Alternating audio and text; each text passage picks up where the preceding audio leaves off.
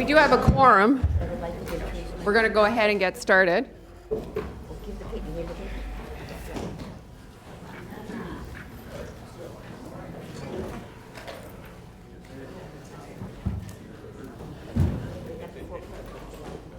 If you'd like to go ahead and call the roll, that'd be great.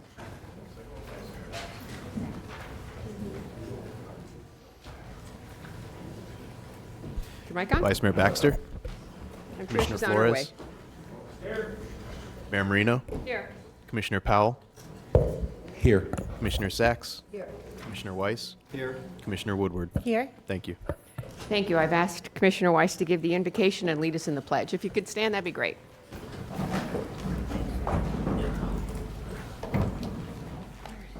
We ask you, God, bless this meeting of people who earnestly desire to do their work in the best possible way, to benefit those we serve, and to leave our children a better world. Please give us the wisdom and vision to plan adequately and to act correctly to achieve these goals. Amen.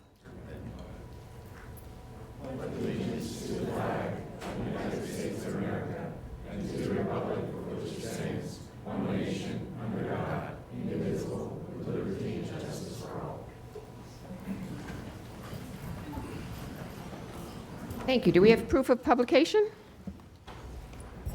Yes, we do. May I have a motion to receive and file, please?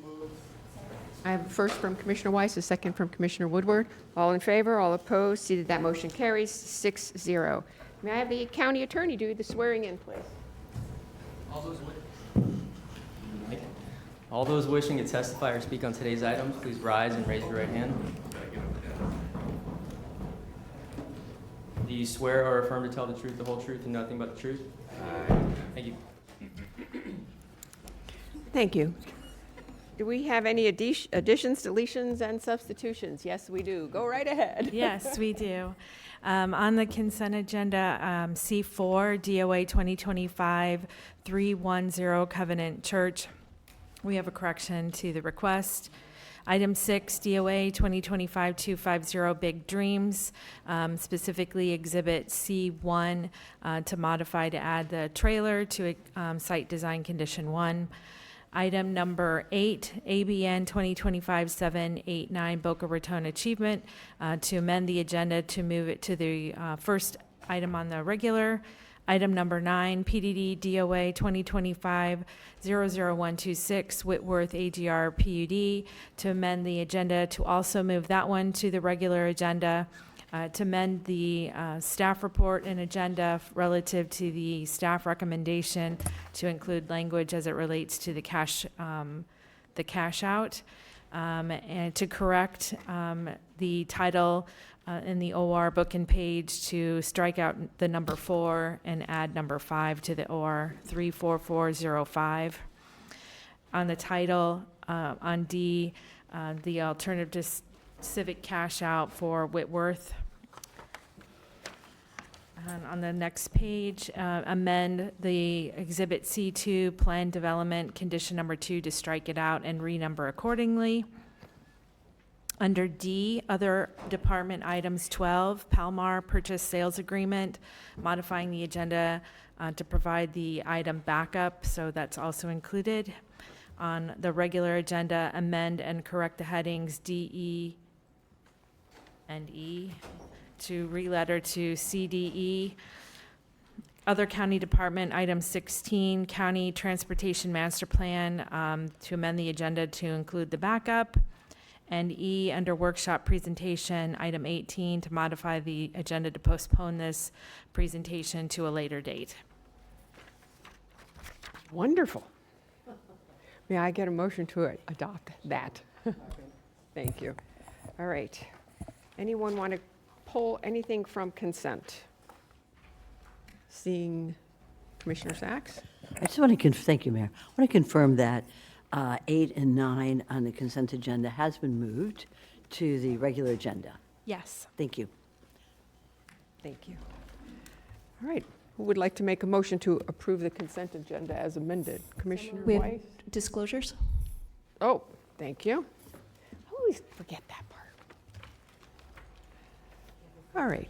Commissioner Flores, we'll start with you on disclosures for items that are on consent.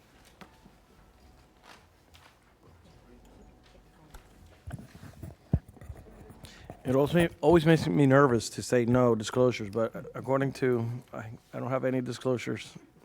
No worries. Commissioner Sacks.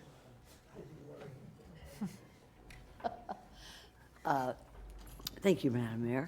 On the consent agenda, item number 2, Bednar's Market, written communication, verbal communication with Jeff Brophy, and a site visit. Item number 7, Pine Trail, written communications, and nothing else. And that's it. Thank you very much. Thank you. Commissioner Woodward. Thank you. On item number 2, Bednar's Market, I had verbal communication with Steve Bednar, Jennifer Morton, Mark Perry, Lauren McClellan, and email correspondence that has been filed with the clerk. And on item 7, Pine Trail Shopping Center, I had verbal communication with Bonnie Miskell and email correspondence. And that is all. Thank you. On the consent agenda, I notice everyone is talking about Bednar's. I have not had any contact since the last discussion, so all of my disclosures will be from the last time we talked about this. And item number 7, I had contact with verbal communication with Bonnie Miskell. That's all. Vice Mayor. Thank you, Mayor. For number 2, Bednar's Market, I had verbal communication with Steve Bednar, Jennifer Morton, Lauren McClellan, Mark Perry.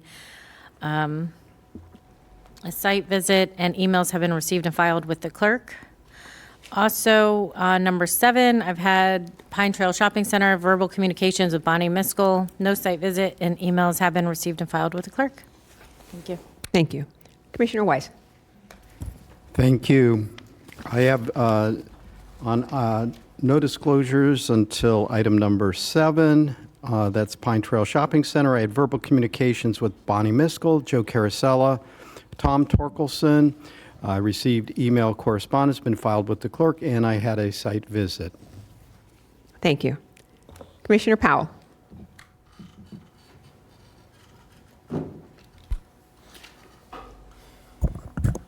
Item number 1, Nash Trail. I've had verbal communication. Oh, That one's not necessary because it's been postponed. that's right. You're correct. No disclosures. Perfect. Thank you. Okay, since we've had our disclosures, now we had a motion and a second. All in favor that we accept the consent agenda as amended? Aye. Could we have the maker and seconder restated for the record? Actually, I thought it was Commissioner Weiss and Commissioner Woodward. Thank you. We can give it to Commissioner Flores next time. Thank you. All in favor? All opposed? See that that motion carries 7-0. All righty. So now we have Commissioner Weiss.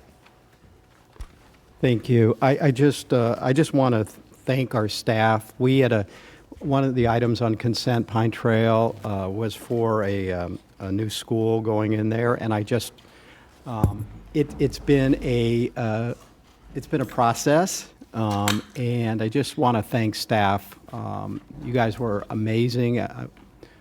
Please take it back to your office as well, because I know there were many people involved in bringing this to fruition, and it was a challenge at times, but you all hung in there, and we're great. So just want to thank you all, and I know that the applicant feels the same way. So.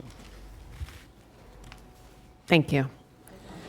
Okay, so that takes us to the point of the agenda where we have moved the items 8 and 9 forward, and that will be the first thing we hear, correct? Correct. We have the applicant here. Well, technically, staff is the applicant for item 8, and I don't. It's GL. Oh, GL is the applicant for item 8. We just identified the need for item 8, so we do have Kevin Rattery here representing GL and he's going to have the clicker in a moment. We'll do the.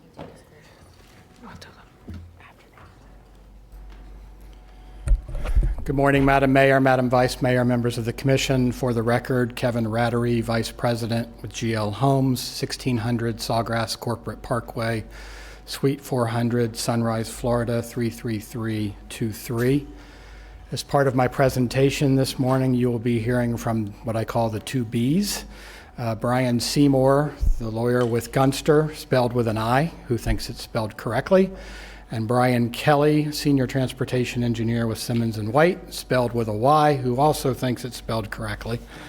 They will be part of the presentation to make sure that we have some expert testimony on the record, because the item that is before you, both items, if you don't mind, I can just cover both at the same presentation. Both items relate to a development order amendment. It is a quasi-judicial matter. Your staff has recommended approval. Your zoning commission unanimously recommended approval. And so let me walk you through the petition. We are adding 14 acres to a previously approved PUD known as Whitworth PUD, which is built in two separate projects: the northern project, Valencia Grand, which is almost completed, and the southerly project known as Valencia Del Mar, which is just getting started. In order to add those 14.77 acres to the PUD, it is a 60-40 ag reserve PUD. We have to add 1.5 acres for each acre of new development for preservation. So we have 7 preservation parcels which are being added to the PUD to make sure that the overall PUD is 60-40 compliant. Just for the record, I was here last month on Palmettos and Johnson and Bridges. You may remember or recall a discussion. None of the 22.61 units that were part of that hearing are part of this petition. They are 7 new preservation parcels. The proposal before you has been determined to be consistent with the comp plan. It's been determined to be consistent with the ULDC. So I want to start with, that's the overall request. In order to facilitate that request, there's a couple of mechanical things that need to occur. One is that we need to release 18 acres of existing preservation that will be part of the new development area, and that's also being replaced with new preservation. We need to abandon an existing approval on one of the new 7 preservation parcels formerly known as the Boca Raton Achievement Center, which was approved back in 2024 for a private school. That contract never went forward. That owner then subsequently sold to the current owner, who entered into contract with GL to sell their unit rights and for our right to utilize that property as preservation. You will hear from the traffic engineer that that abandonment actually reduces traffic on Lyons Road compared to the proposal that's before you. We also have a civic site cash out request. When we added 14.77 acres to the PUD, our 2% civic requirement goes up. We have a 0.295 acre civic obligation. That request is before you, and I'll explain a little more of that as I get into the presentation. So orientation-wise, the Whitworth South property, which is known as Valencia Del Mar, is shown in purple. That was approved by the Commission in October of last year for 481 residential units. The area in orange is the 14.77 acres that is being added to the PUD. Whitworth PUD is the red, the purple, and proposed orange in terms of the development area. It is an 1,177 acre PUD in its totality between development and preserve area. This is an aerial of the same graphic I just showed you. Again, Whitworth South, Valencia Del Mar approved at 481 units. We are proposing to add 37 for a total of 518 units for the PUD. This is the master plan. Again, just showing the area in red is the expansion area where the additional acreage is being added. The area in green, which is Valencia Grand, there are no changes proposed to that PUD, inclusive of the, that's unique, right there on the west side of the project, you will notice a 2.88 acre civic site That civic site is being dedicated to Palm Beach County under the development order.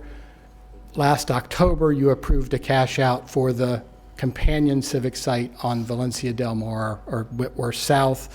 Again, by adding the acreage, we add the civic site. We did an appraisal of the civic site that was submitted to your PREM department. So the number that's before you, the 109,000, is consistent with that appraisal and the other policy, which is what would be the cost to convey it to the county in the event that it was being conveyed. So I wanted to make sure those two elements were part of it. This is the master plan for the Valencia Del Mar portion. Again, the 518 units. The access location is not changing. It does line up across the street to the Canyon Springs project. This is the conceptual site plan. Again, the area to the west over here is the 14 acres that's being added. There are a total of 44. Yes, let me say that correctly. 44 preservation parcels attributable to this PUD. We have recorded 95% of those to date, but they are quite a bit of work to get all those conservation easements done and recorded in time for the project. This graphic is the overall PUD. It shows that the PUD is 60/40 compliant. It complies with the 60/40 regulations of the ULDC and comprehensive plan. The additional acreage that's being added to development is also being preserved in accordance with the 60/40 requirement. This is a very detailed list of all of the preservation parcels, which you don't need. So let me talk about the abandonment real quick. The site that's bounded in red is the Boca Raton Achievement Center. Again, it was approved back last year for a 300-unit private school. To explain why it's now part of the preservation, you're seeing an abandonment. A school is not an allowed use within a preservation parcel of a residential PUD. It is allowed in the preservation parcel of a commercial TMD, but not in a residential PUD. So in order to utilize that property as required preservation, we have to abandon the prior school approval. Again, just for the record, that approval went through. The contract purchaser could not come up with the funding for the school. They canceled the contract. The property owner then sold it to the current owner, who sold us their use rights. Just so everybody's clear, this is the consent form that was signed by the current property owner. And for those of you with 2005 vision, you will see under other, which I can't highlight because I guess it's white. Oh, I went back. I don't know what I'm doing now, so. Oh, sorry, my apologies. The consent form, that other right there is the acknowledgement by the property owner that the abandonment is part of the zoning application that's before them. They are fully aware of the fact that that school approval is going away. This was the site plan. What Brian will provide testimony to is, because this school is going away, there's actually a reduction of 584 trips getting to Lyons Road. Again, geographically different location, one's between Boynton and Atlantic and one south of Atlantic, but that school approval has a high daily trip generation and a high AM peak hour generation. I'm going to bring Brian up to talk about Florida statutes relative to transportation concurrency. Brian with a Y. Nope. No, I. That was bad. For the record, Brian with an I. Seymour, Gunster Law Firm. I can tell that I spelled it right because my mother said so. And we don't argue with my mother. We argue with pretty much everybody else in my family, but not my mother. I'm going to try to run through this really quick. I know you know this, but we also know that this is an issue for folks, and so we want to make sure everybody's clear on sort of how the law on transportation concurrency works. So first, it is set in Section 163-3185H. This is a arguable, at least, preemption by the state on what you are and are not allowed to do and how this has to work under Florida law. And so this really lays out the requirements, and the key is that it's not an option. It says must, and that's a requirement. So these are required pieces of how this gets implemented by Florida law. So if a road is determined to be deficient, transportation deficient, without the project that's under review, the necessary transportation improvements to correct that deficiency have to be considered in place when you evaluate what transportation impacts there are. So when you look further, it talks about when the provisions of subparagraph 1 and this particular subparagraph C are satisfied for a particular stage of development. Here we've got a single stage, so when it's satisfied, the transportation impacts from that stage are deemed fully mitigated. Fully mitigated. So you have no choice. You have to look at this. Once you get to that place, you get to full mitigation of the process. And so the question then becomes, what is a transportation deficiency? It's defined in section 5H4 of the statute. A facility or facilities on which the adopted level of service standard is exceeded by the existing committed and vested trips plus additional projected background trips from any source other than the development in review. In other words, you have to consider everything that might be on the road before this project comes in to determine whether that's an existing deficiency. So once you have an existing deficiency, you have to assume that it gets fixed before you analyze this. Then you look at the fix and say, okay, can that roadway as fixed, whether it is or not, that's where the legislature took it away from you guys to make that determination, whether it is or not fixed. You have, yes, ma'am.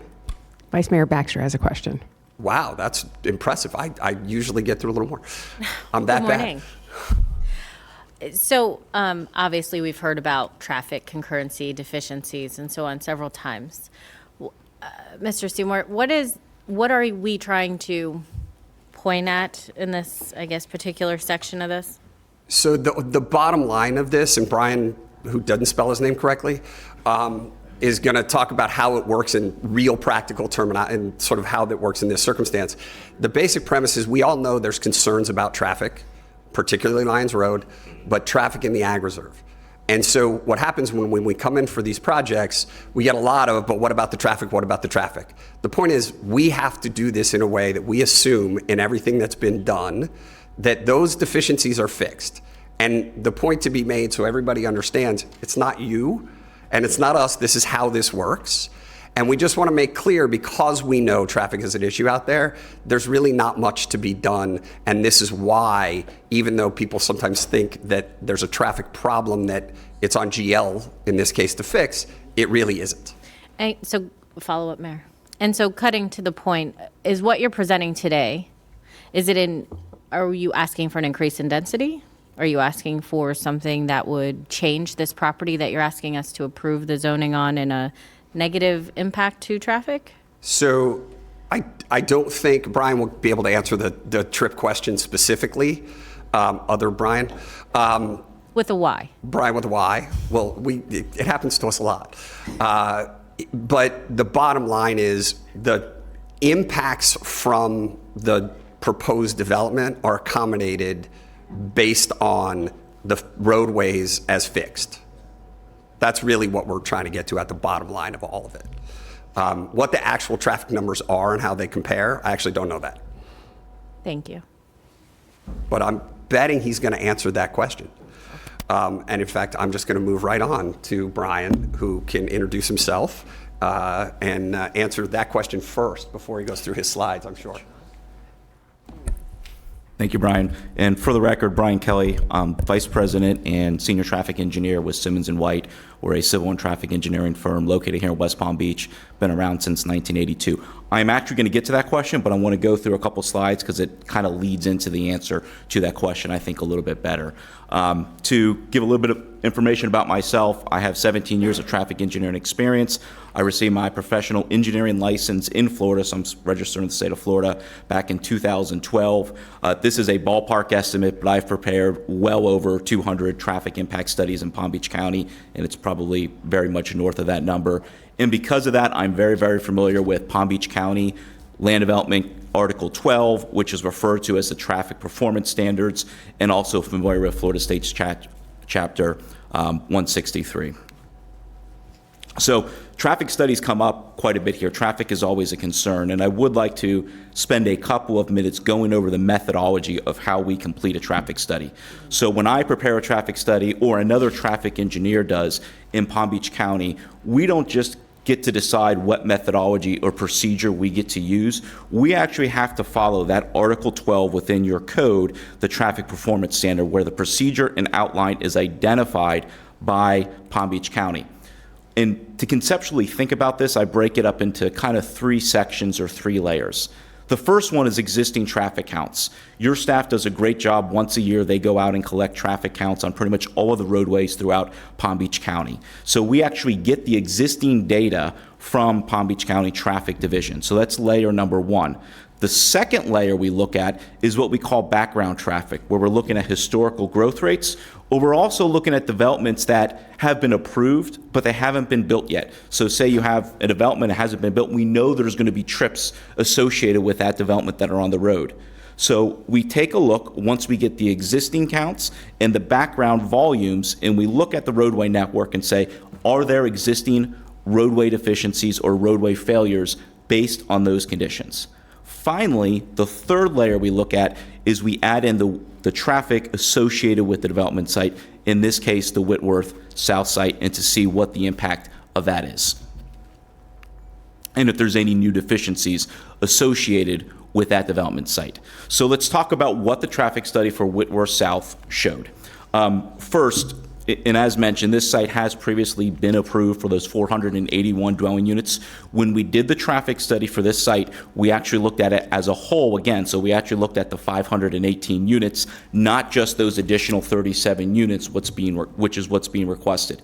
If you look at just those 37 units, it's what we would consider a de minimis or insignificant impact on the transportation system. Those 37 age-restricted units are very, very minimal impact. But we took a big picture look at the whole Whitworth South site.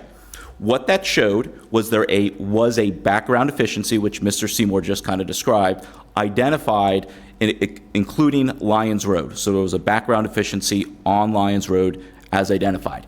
However, the new development project, Whitworth South, does not create any new roadway deficiencies, and that's including the entire Whitworth South of the 518 units, not just the 37 units.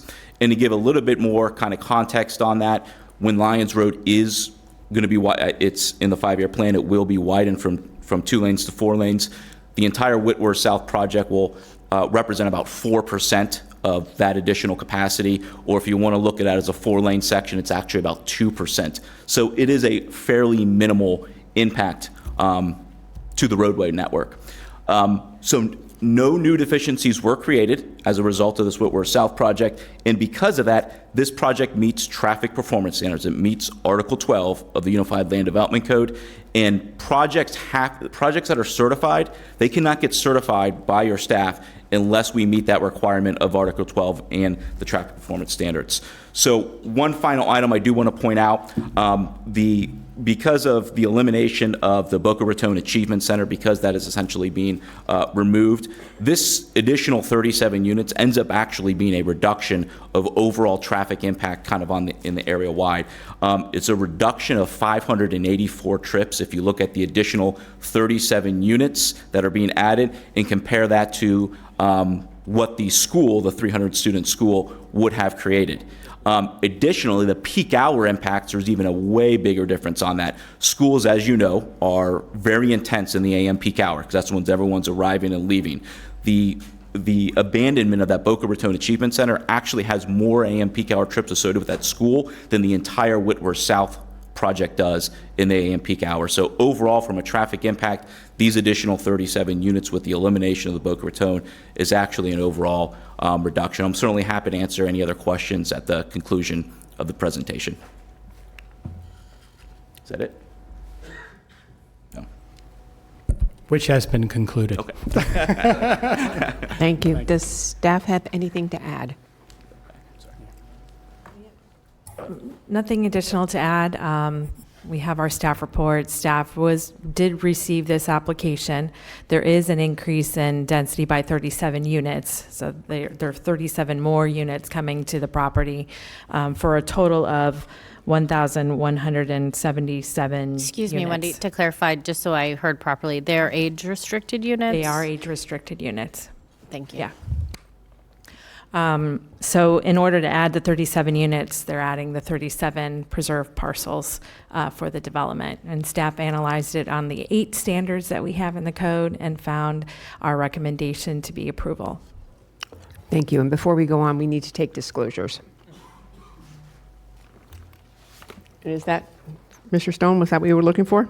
It's one of the two things. Okay, what was the other? I noticed in the applicant's presentation that their slide indicated the release of preservation was for 18 plus acres, but I just wanted staff to confirm that it's actually for 14.827 acres. 14.827 is what we have. I misspoke. My apologies. Thank you. Okay, disclosures. We'll start with Commissioner Powell.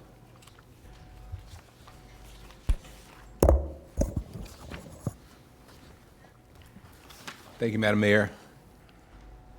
I've had verbal communication in a meeting with Cliff Hertz and Kevin Rattery. Also, I've had email correspondence. Thank you. And that's for 8 and 9, correct? 9. It's for 9, I'm sorry. Oh, Whitworth. thank you. Oh, you're right. I guess Boca Achievement is It says connected. disclosures on 8 and 9. Yes, So thank you, Madam Mayor. most often it was probably just together, so. Commissioner Weiss? Thank you, Mayor. On items 8 and 9, I had verbal communication with Cliff Hertz, Kevin Rattery, and email correspondence been filed with the clerk. Thank you. Vice Mayor? Thank you, Mayor. For 8 and 9, I've had verbal communications with Andrea Virgin, with Cliff Hertz, Kevin Rattery, Alan Goldstein, Neil Commissaro. No site visit, and emails have been received and filed with the clerk. Thank you. On 8 and 9, I've had written correspondence has been filed with the clerk and verbal communications with Cliff Hertz, Kevin Rattery, and Brian Seymour. Thank you. Commissioner Woodward? I had verbal communication with Cliff Hertz and Kevin Rattery and email correspondence. Thank you, Madam Mayor. On District 5, on 8 and 9 together, I've had written communications that have been filed and verbal communications with Cliff Hertz and Kevin Rattery. Thank you. Commissioner Flores? I don't know, I'm not feeling the love. I got no disclosures. No worries. That happens sometimes. All right, do we have any public comment on this? We have no comment cards. Do we have any comments from our commissioners? Commissioner Sachs? Thank you. Just finishing my banana. First, I want to thank the staff for moving this from consent to regular agenda. I questioned it during the agenda review, and at some point I'd like to have disclosure from the staff as to why it was even on consent, but that's another day. So today I want to thank you for putting it on regular agenda where it belongs. I'd like to ask a couple of questions, if I could, of Mr. Rattery, the Vice President here.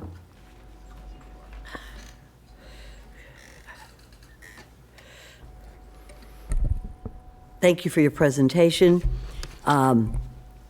And again, GL is the largest developer in the Ag Reserve.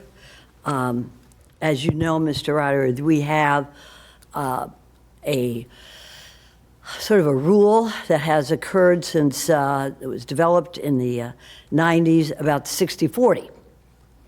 And what was the reason that we had, because I know you've been around for a number of years, although you're very young, 60-40. Could you explain to us the concept that was originally planned with the 60-40 rule? Yes, ma'am. I'm going to back up a little and say under the 1980 comprehensive plan, there were two development options in the agriculture reserve known as the agriculture preserve area back then. 1 unit per 5 acres, and an 80-20, which was for every acre you build on, you preserve 4 acres of land. The development of the master plan that was initiated by the then Board of County Commissioners went out to a consultant.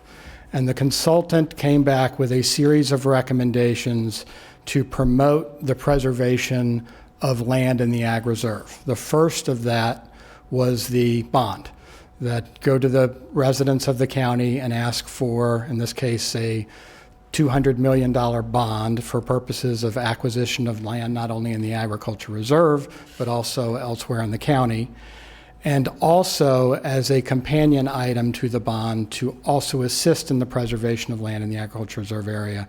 And that was paid by all the taxpayers in the county, not just those in the ag reserve. Yes, ma'am. It was a bond referendum to the entirety of Palm Beach County. And the purpose of the bond was to Acquire property within the agriculture reserve area for the county, I should clarify, for the county to acquire property within the agriculture reserve area for the purposes of perpetuation of the use of that property, primarily agricultural based, as well as to ensure that that property would not be developed in the future.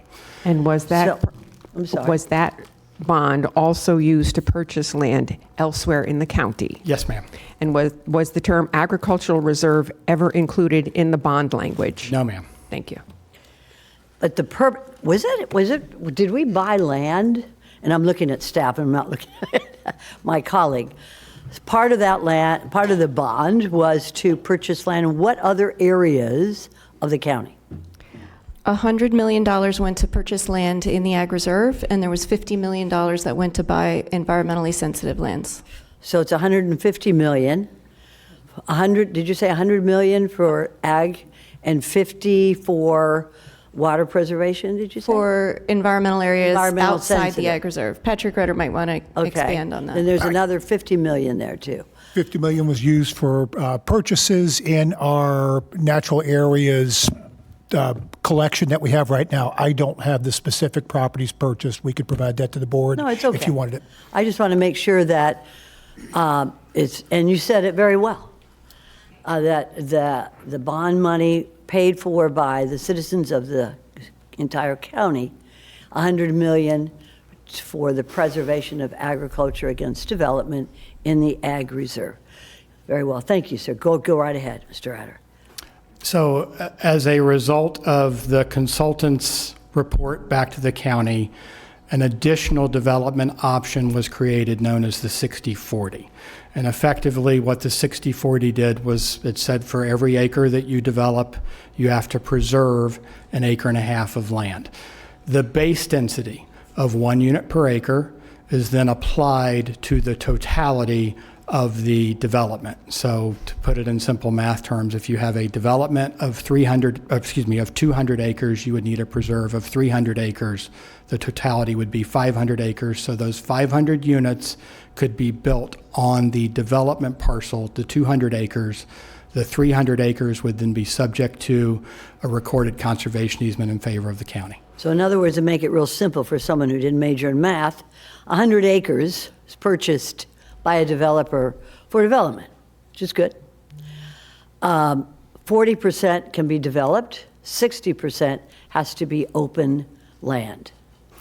Yes, ma'am. The only thing that I would say to make sure the record is clear is there is a minimum acreage threshold for a 60/40 of 250 acres in its totality. So Right. you couldn't really have 100, but you could do a 250, correct? Sounds good to me. Okay, so, and the whole idea, as you stated, is to preserve and promote open space, and I'm reading from it, enhance agriculture, environmental, and water resources, is the whole idea behind the $200 million bond. $150 million bond, yep. Okay, moving on, go right ahead. So the master plan went to the board. The board approved the master plan. They did not adopt the master plan as part of the comp plan, but they approved the master plan concepts, and then the primary concepts of that plan came before the board in the form of comprehensive plan text changes and Unified Land Development Code text changes to implement the 60/40, the 80/20, what uses are allowed in preservation area, the restrictions on development area, the basically the nuts and bolts of how you implement that 60/40 recommendation from the master plan. At what point did the plan allow a developer to take parcels, pieces of land from any area? I think we determined that it would had to be from the ag reserve, and buy the TDYs or the TDRs, the development rights, and use that as part of the 60/40 rule. So the initial plan adoption required the preservation area to be a minimum size. I think it was 150 acres, if I remember correctly, that the preservation parcel itself, just the preservation piece, had to be a minimum of 150 acres. It was through subsequent code changes, put me on the spot here, I don't remember the But it was not exact by year, this board, but there in was, other there words, was. right, Mr. Adder? It wasn't by this board. No, it was by a prior It board. was a prior board. A prior board changed those regulations because there was a push by some of the smaller landowners in the ag reserve that either were not 150 acres or contiguous to 150 acres that they could latch onto, that they were unable to preserve their land and sell their unit rights to a developer. And so that was a subsequent comprehensive plan change to allow parcels less than 150 acres to qualify. The uses on those properties still had to be consistent with uses allowed on the preservation pieces. So but let's the rule take a look itself- at what happened with this particular development that you want us to approve. And I'm referring now to my page 10, and I wonder if you could, and I don't know if you can or not, but if you could pull it back up on the board, so as I look at it, other folks can look at it as well. And I'm referring to page 10. That may be page 10 on your PowerPoint. Let's see if I can get there faster.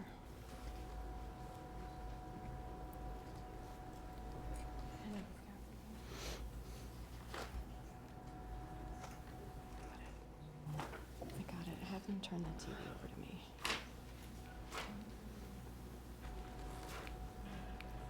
Very good. No, not, yeah, no, Up. almost, Turn This it over is, to the staff table. up. Page 10 of the staff report. correct. And it's titled 60/40 acreage tabular.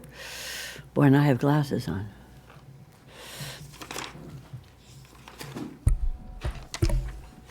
This is, here we go, right here. This one? This is, She's, I just. Or if is you- it the if you don't- presentation? I think she's referring to my presentation, okay. not your presentation. So if you could pull up my presentation. Is that the one you wanted, that's, Commissioner? thank you so much. I knew you'd find it. Okay, so let's take a look here. What's happening is that okay, and then the next page is page 10, Mr. Adder. That's it, excellent. So for 1,177 acres, gross acreage, right? 100%, you are required, your company is required, to preserve 60%, which sees right down there, preserve area required 60%, 704.654 acres. Is that correct, as Yes, we're ma'am. reading down? Okay. So in other words, in order for you to get the 1,177 gross acreage in the ag reserve, you've got to preserve 704 acres. And the way you do this is by, turn the page, please, page 11 and 12. And you skipped over this very quickly, but I didn't. And I don't want the public to skip over it, because this is what has been accomplished in this, in your application for 1,000 acres in the ag reserve, is you have taken bits and pieces from various people, from various homeowners, from You've got housing and residential structures you're going to demolish, equestrian stables that you're going to buy their development rights, cattle and bees. All of these on page, and I know my colleagues have the same thing, page 11 and 12 are all the 44 parcels that you've taken little bits and pieces from, put them together so that you're able to accomplish the 60%. Do you think, and I know you have to answer corporate, but I'm asking this rhetorically. Do you think this is what you can sit down, sir, because I've got the vice president here. Thanks. Do you think? I thought you were telling me to sit down. No. You're doing very well. Do you think this is the idea and the policy and the principle of the 60-40 rule of preserving and protecting agriculture, water resources and environment and open spaces 100, by doing this? 100%. Little bits and pieces. 100%. Okay, thank you. Brian Kelly is your engineer? Yes, ma'am. Okay, and he's hired by your boss, by GL Homes. Have you, Brian Kelly, has he referred to our county engineer in terms of his statements that there's not going to be any traffic deficiencies with these additional units, sir? If you know, and I'm sure you do. Those statements are part of the required traffic report, which is submitted to the county for review as part of the review of the project. My question was, he's hired by you. He's a hired expert. Yes, ma'am.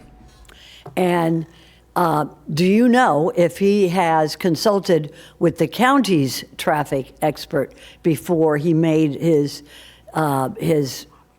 statement that there would be no traffic deficiencies on Lyons Road? First off, just to clarify the record, what he said was there was no new traffic deficiencies. He identified Lyons Road as a traffic deficient road. Already. Now, correct. What's interesting in your answer and in his statement is that he based that on Lyons Road being widened to 4 lanes. It is presently how many lanes, Mr. Hattery?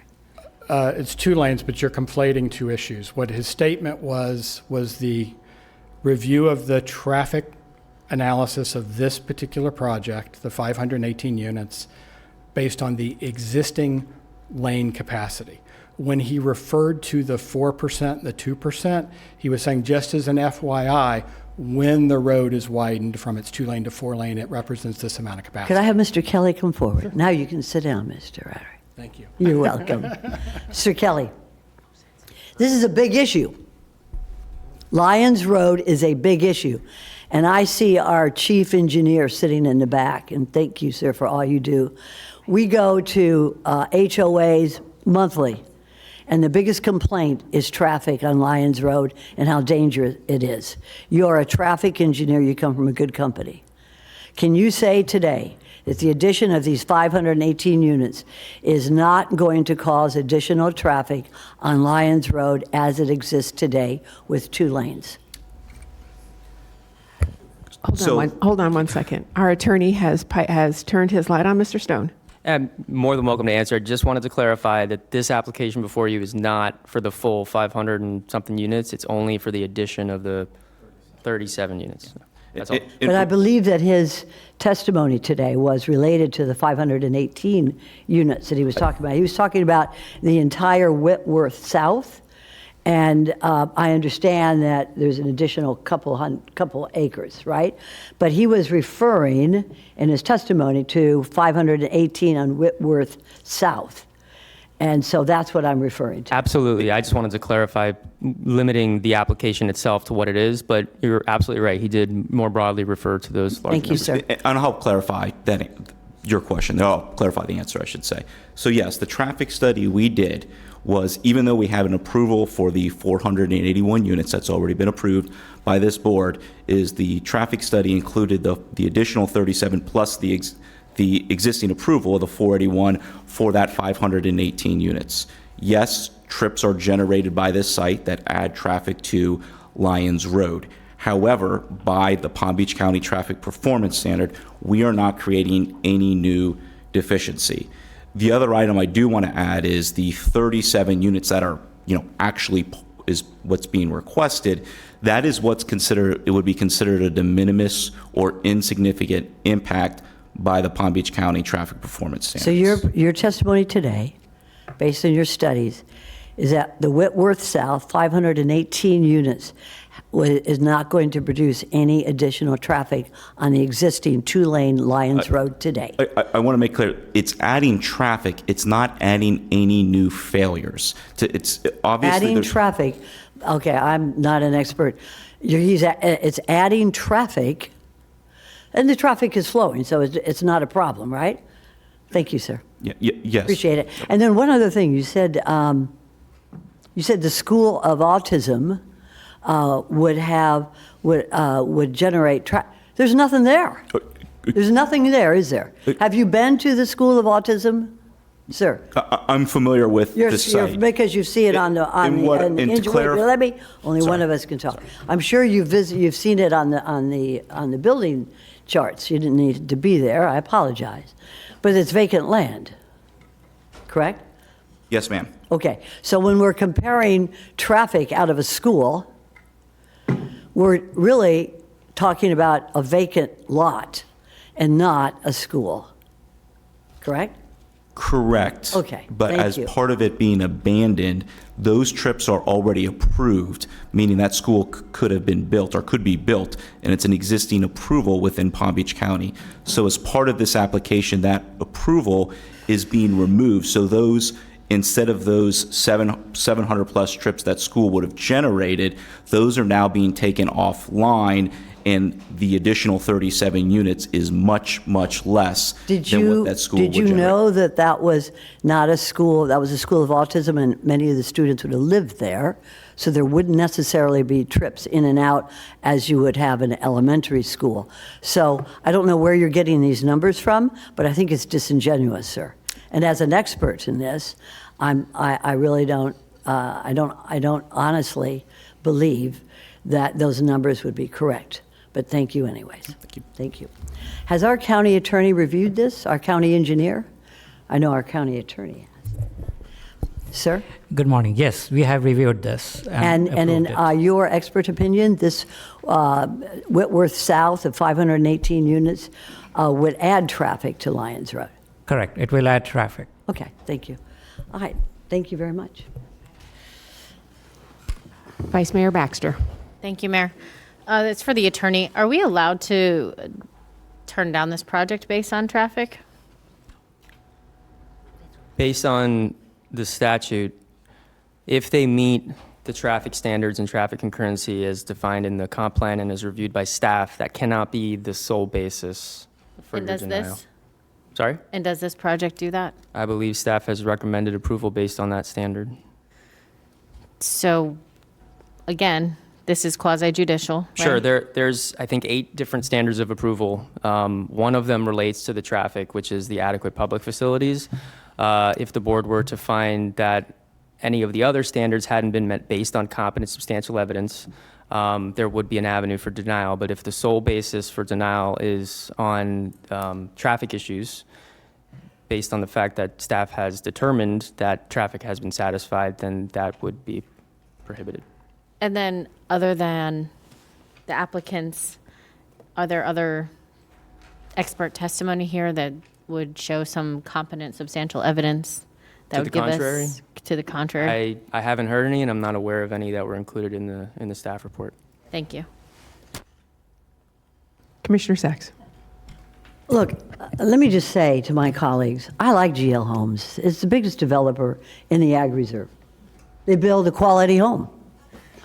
What I'm saying is not now.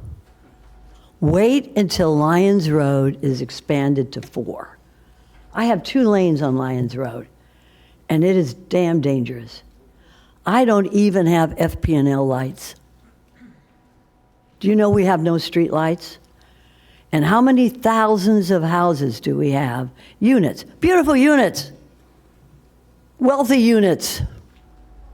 And I mean, these folks are buying these houses, $1, $2, $3 million houses. How many cars do you think they have? You think they take public transportation? Heck no. In fact, we don't even have buses. We don't even have public transportation on Lyons Road. You got to get in your car, you got to take one kid here. I don't want to go into it. I'm just going to say this to my colleagues, to staff, to the public, to the people who travel on Lyons Road. FDOT is working on Atlantic Avenue. It's going to take a year or 2 or 3, maybe 4. We are working on Lyons Road, and we still do not have a safe road. Wait, GL. Can you just wait until we have the infrastructure in place? That's all I'm asking. And you build a nice house, but give the people a chance to drive on that road. You're not paying to widen it. All the taxpayers in this county are paying to widen that road. Give us, the taxpayers, a chance to widen the road. Give the taxpayers a chance to pay FP&L to put traffic lights, put street lights. Then go ahead and build some more beautiful houses. Right now, I've often said the shovel doesn't hit the ground until the infrastructure is in place. This is premature. This is not right to the people who live on Lyons Road, and it's not right to the taxpayers of Palm Beach County. So you know what my opinion is on this, I think. Thank you, Mayor. Thank you. Vice Mayor Baxter. Thank you, Mayor. Mr. Rattery?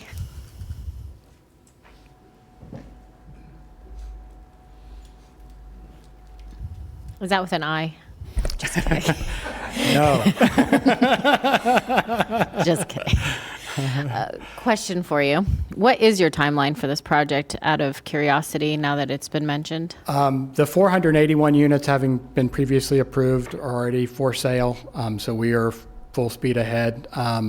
As it relates to the 37 units, I would anticipate that those probably could be under construction within about a year, but that depends on sales pace and other factors that I don't really get into.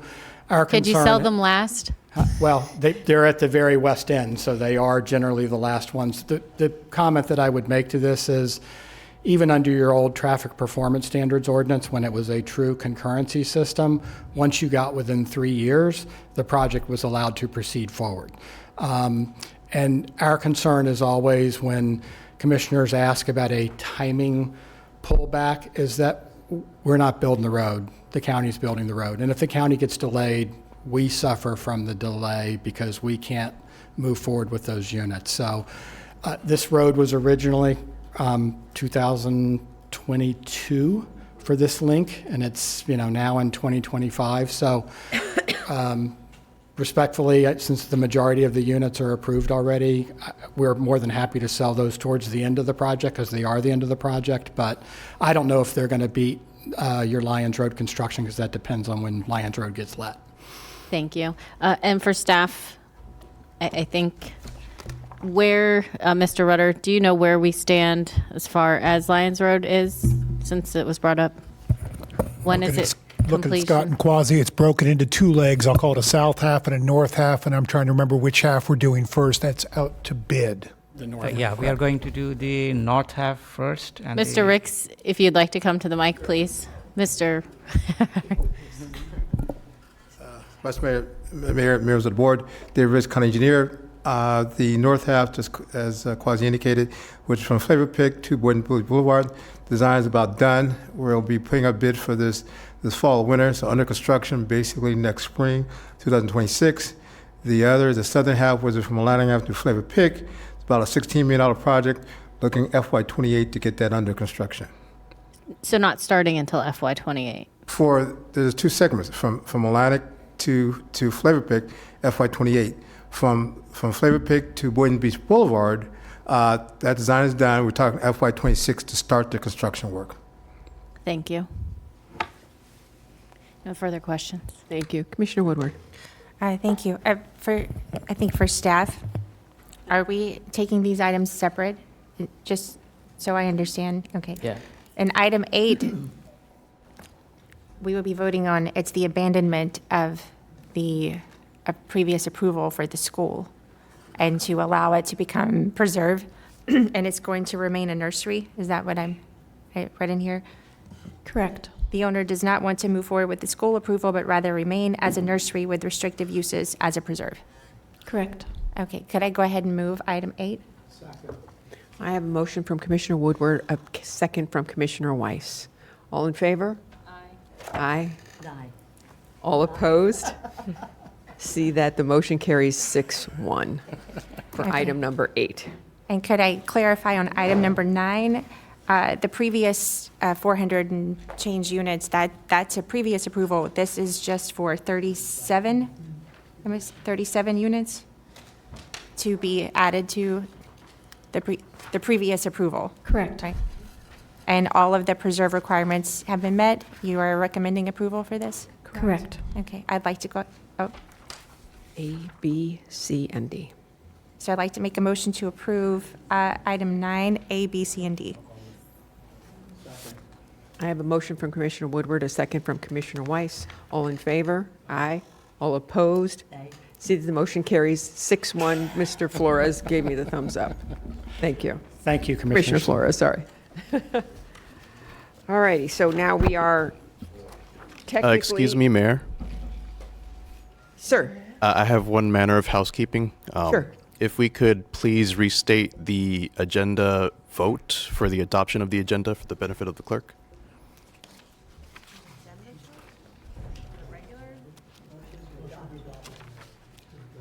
oh, we did that, but okay, motion, so you need a motion to adopt the agenda as amended? Just the restate of the maker, the seconder, and the It was Sachs 7-0. and Weiss. Sachs made the motion and Weiss seconded it, and the vote was 7-0. Thank you. Thank you. Okay. Thank you, Wendy. I thought we did that already.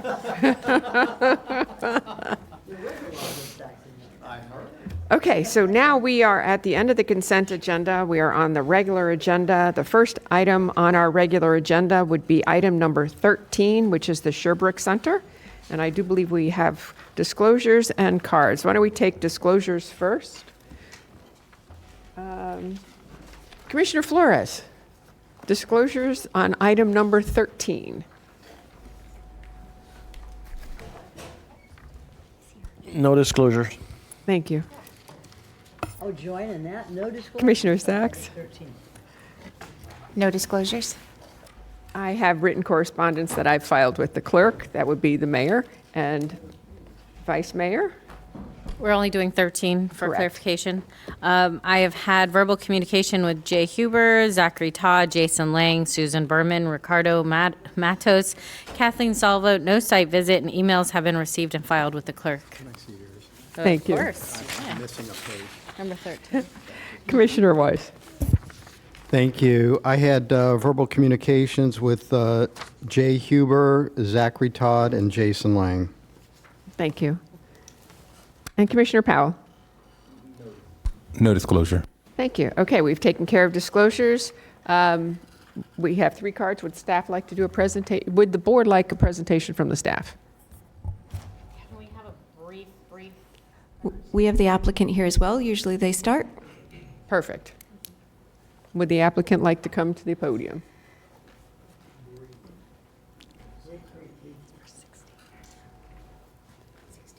Okay. You ready? Hello, this is Zachary Todd. I'm with HSQ Group, 1001 Yamato Road in Boca Raton.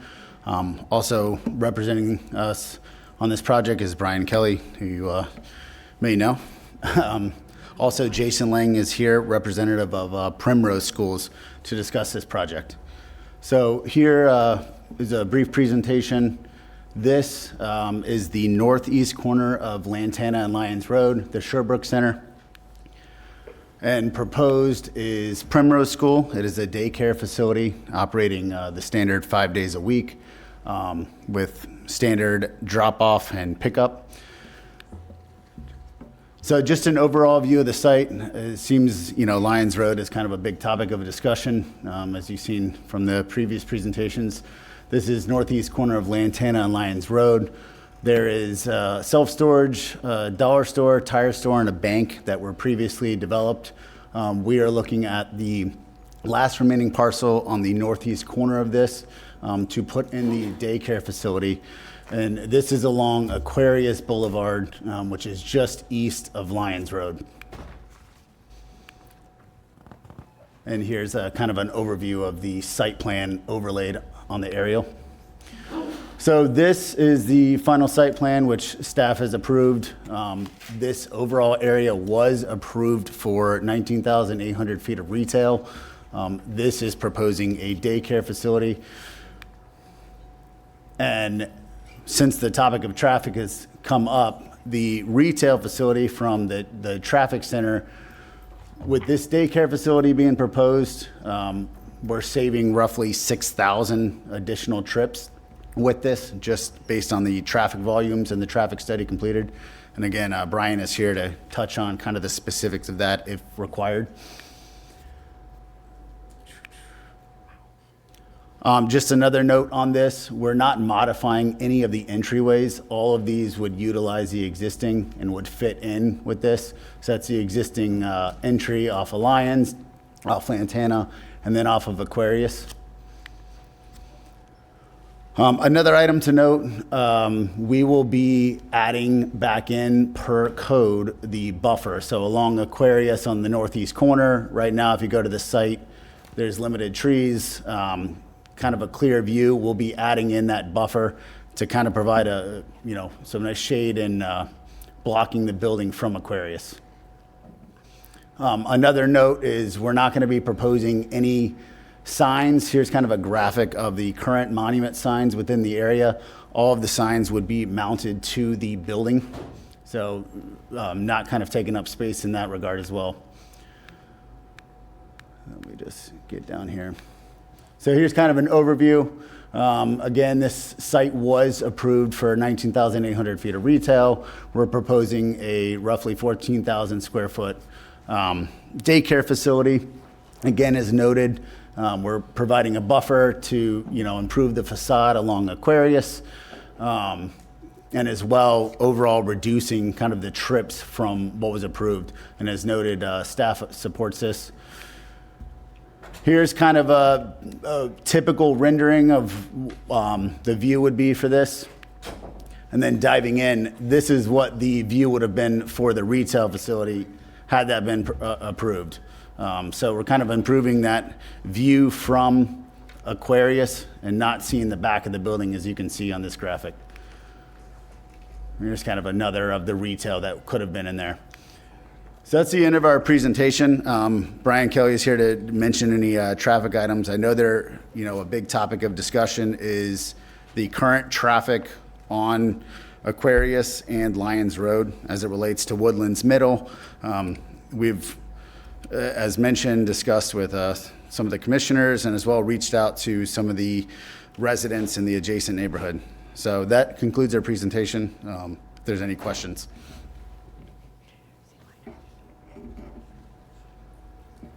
Thank you so much. Thank you. We do have some cards on this. We're going to go ahead and take those at this time. We have 4 cards: Christopher Fayed, Bridget Pasargas, Teresa Basic, and Kathleen Salvo. We have 2 microphones. You can come on up. We have 2 microphones, so you can come to each names that are called. And there's the clock. You have 3 minutes. Go ahead. Can I go ahead? Hi, my name is Christopher Fayad, and I live at 8547 Lake Point Court, Lakewood, Florida, 33467. And I thank you for the opportunity. A couple of things. I know the traffic is a big issue on Lyons Road and Lantana. I've lived there for 25 years. 4 kids. I have a lot of schools around me, just now developing. Florida is exploding with population. And I understand we need more homes, more schools, and stuff like that. But safety is a concern. The homeowners getting out onto the main arteries like Lantana and Lyons it's a problem without traffic lights. So that's what I want to say, you know, that it's dangerous for myself, I'm getting older, and also the kids that are coming into that development as well, their mothers, and you know, and leaving us as well without lights. Then there's the autism school right across the road on Lantana, and I go there and I see people parking on turning lanes actually to get into the autism school on the side of the roads. And when they put that big school there, they put lights and everything for them, for the big high school that just opened, but we didn't get any lights at all. So in the morning I'm trying to get out, it's dangerous. I have to look and, you know, it's dangerous for me to get out there on that road. So I just want to say that I'm surprised that it passed the first meeting at the last one, and I'm glad it's brought up today about the safety and the explosion of population, and something needs to be done about traffic. I understand you can go there and see traffic is flowing, yes, but the residents in there has to be able to get out. And that's what I really want to say, and I thank you. Thank you. Good morning. My name is Teresa Zabik. I live at 5527 Adair Way, Lake Worth, in the Lakes of Showbrook. I'm going to shift my presentation around a little bit, and I do have a packet to leave with you guys afterwards. However, I want to first address a concern. When I was doing research, I was looking at the traffic counts for Lyons Road, since that's the #1 step in a process for development. And what I discovered was there have been no traffic counts on Lyons Road between Lake Worth Road and Lantana since 2020. None. Every year, as the gentleman proposed, the county is supposed to do a traffic count in that area. It's a significant concern. Obviously, it's a very big concern in the entire proposal for this daycare. Since 2020, just to give you a quick overview, there's the Garcia High School there. There's the addition of a new fire station coming in. There's the proposed daycare, and there's already Woodlands Middle School. Again, highly concerning that there are no traffic counts since 2020 in the most important, one of the most important thoroughfares from Lake Worth Road to Lantana Road. The additional information I'd like to share is specifically regarding the intersection of Lyons Road and Lantana. There was approximately 32 crash events in 2023 at that particular intersection. A third of those occurred in the northeast quadrant, which is the same quadrant where the proposed daycare site is proposed. That's a significant number of accidents. That's approximately 3 accidents per month at that intersection. The other element I'd like to bring in as far as traffic, and the gentleman had a very nice slide showing the blue arrows coming in off of Lyons and the one onto the shopping center.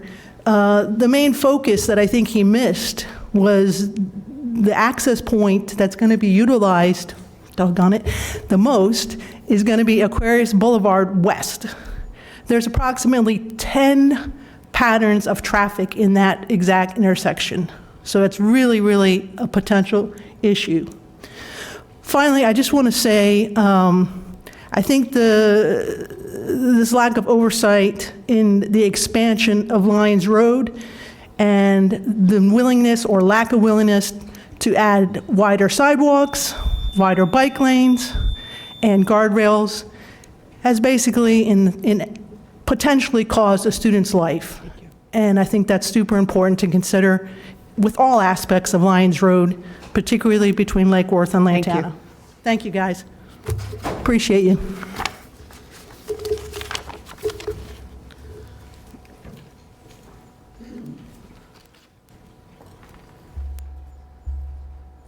Go right ahead.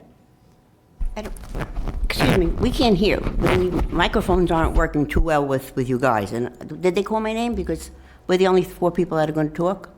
Correct. Anyway, I'm Kathleen Salvo. Don't start the clock until I go to justify this. We don't have a problem with the application. We have a problem with the neighborhood. We had a fatality there back in January, and we were hoping that we can get some input or some help from the people that are here today to help us make it safer. I have numbers. We process 4,335 people a day. We have two schools. One is the middle school and one is the great new high school. It's state-of-the-art that has already run at a capacity. It's 2,500 students, and they're going to graduate 735 this coming year.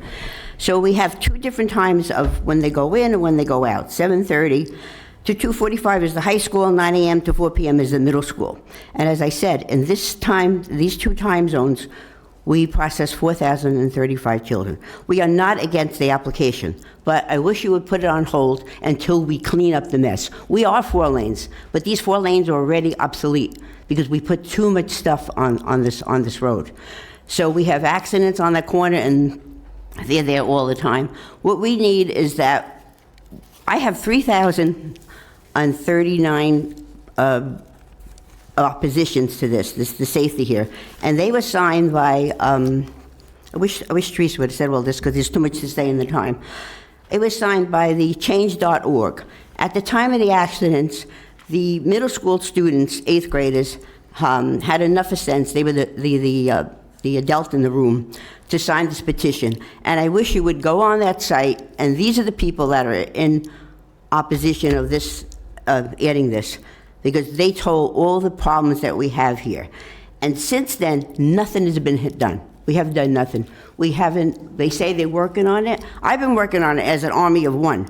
But as the proverb goes, it takes a village, to take care of these children. And nobody has been giving us any cooperation.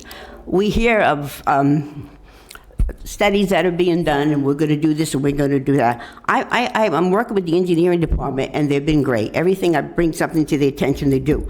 But what we need to do, I want to give you a visualization of the area. High school, middle school, stuck together with only the canal in between, which is a very skinny canal. It's the same campus. We would like the lights to go on 20 miles an hour. When I have such a laryngitis. We would like the lights to go on 20 miles an hour when both these schools go in and both these schools go out. So we lower them to 20 miles an hour, because once that 20 miles is finished, they go to 45. And believe me, they can't wait to achieve that 45 miles. And that's exactly where that child was killed. Can Chris give me his? Thank you. We have one more card. Okay, can I get it? Yeah, because I just want to set the stage. So also, we would like I'm sorry. Your time is up. The next person. There is no next person. Can I just take his minutes? Bridget Pasargas. The courtesy of taking take your minutes? Okay, Mildred, can I get No, I'm sorry, that's not how it works. So we can't do that? You have your 3 minutes. Come on up. Oh, but she doesn't have the things to say. Okay, so we need your help in making the area safer. Thank you. And put this on hold until we can make the area safer. Okay. Miss Bridget? Bridget, Read this part here. Bridget, read that. Something I didn't get to. Give me this sentence right here. All the way down there? Yeah. Commissioner Weiss, your light is on. Do you have a question for staff? Okay. And Vice Mayor comments also? All right. My name is Bridget Pasargas, and I live at 8389 Blue Cypress Drive, Lake Worth, Florida, 33467. I'm totally against the Sherbrooke Center application. It will be difficult and dangerous to live in the area. Now, I want to pick up on what I'm reading here. For the leaders of Palm Beach County, now is not the time for excuses. Now is not the time to say should have, could have, would have, and now should the time for standing behind absolute policies of the past. Palm Beach County has changed, especially regarding population growth and traffic conditions.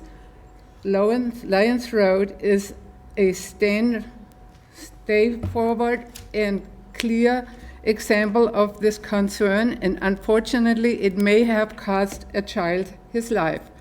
Now is the time to take action and to everything possible to prevent another student from being injured or killed. As the map previously shows, there will potentially be 4 schools on Lyons in addition to a new fire station and additional residential developments further south of Lantana on Lyons Road. The combination of all these elements will produce a significant increase in traffic between Lake Worth Road and Lantana Road. We are advocating for and imploring this board to request the county to perform an in-depth traffic study regarding Lyons Road from Lake Worth Road to Lantana Road, and from the study and input from the community strategies, steps to be implemented to increase the safety in this entire area. What commitments are you, as the leaders of Palm Beach County, willing to make today to ensure these life-threatening issues are addressed prior to the opening of schools this fall, so another student, parent, teacher, or friend will not have to endure another preventable tragedy similar to this year? Thank you. Commissioner Weiss, your light is on. Thank you, Mayor.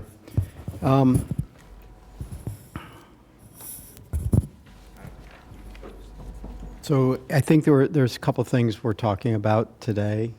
So I would like to address the issue, the safety issue, which does not involve this application.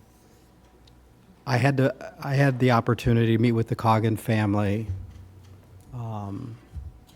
last week, and I have, since that meeting, that's a family whose son was killed when he fell into the roadway on his bike. And obviously, it's a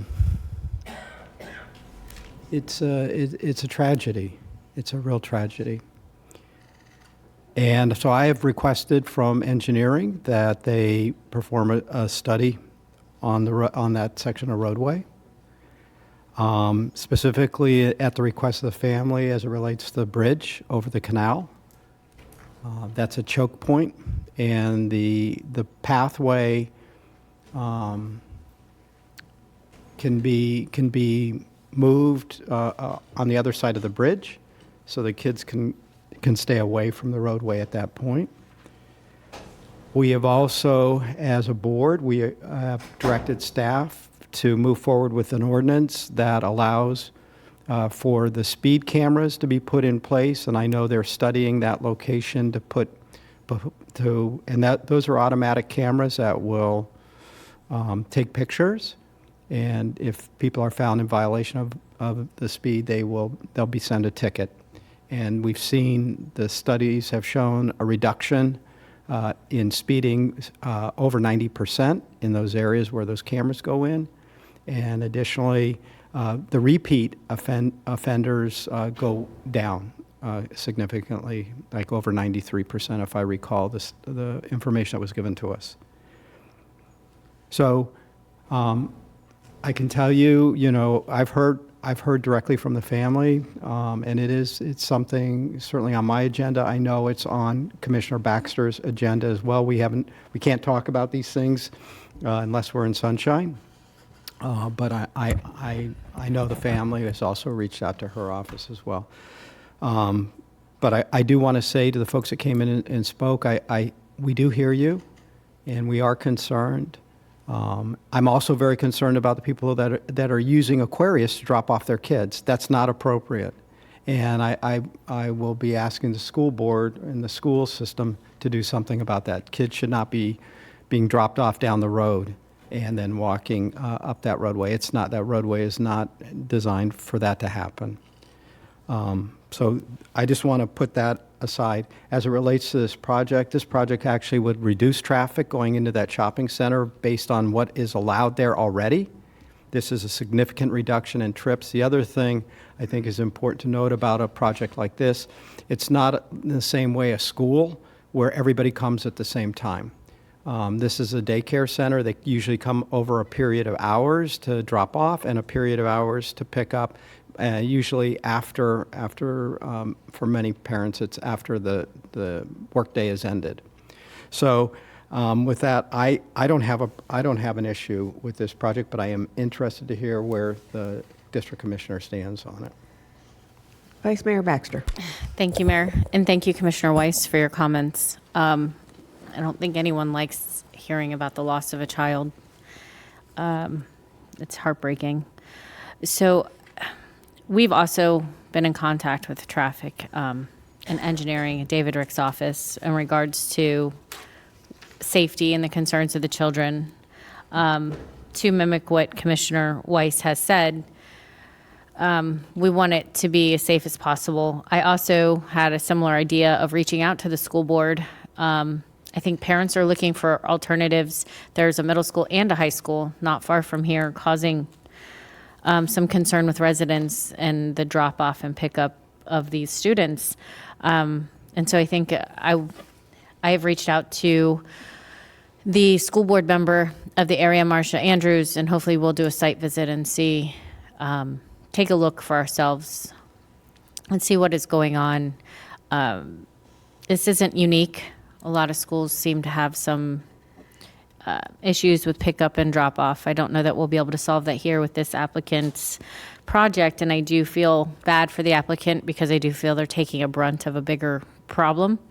As somebody who has a 6-year-old, I do understand how drop off and pickup of a daycare happens, and very recently have had to do that. I'm glad I don't anymore. About a preschool or a daycare. But lastly, I will note in the same things I pointed out in the previous item to the attorney, would you like to comment? This is also quasi-judicial? Yes, it's quasi-judicial, meaning that approval or denial has to be based on the 8 standards of approval. And has this applicant met those standards? According to staff, yes. And so we are not really able to say no without competent substantial evidence proving otherwise? Correct. Without a great risk to the taxpayers of us getting sued for saying no? Yes. It's the easiest way to say it, trying to summarize. But so we really don't have the ability when we have a plan and an applicant meets all those standards, right? Right, Standards. unless you believe that there is competent substantial evidence supporting a finding that one of the standards hasn't been met, or that one of the standards, or that all of the standards haven't been satisfied. Thank you. And so with that in mind, understanding there are safety concerns, understand this is a bigger school issue, I think, even in the local area. I do appreciate to the applicant reducing the potential of 6,000 trips from what is already allowed to what this would allow. Thank you for that.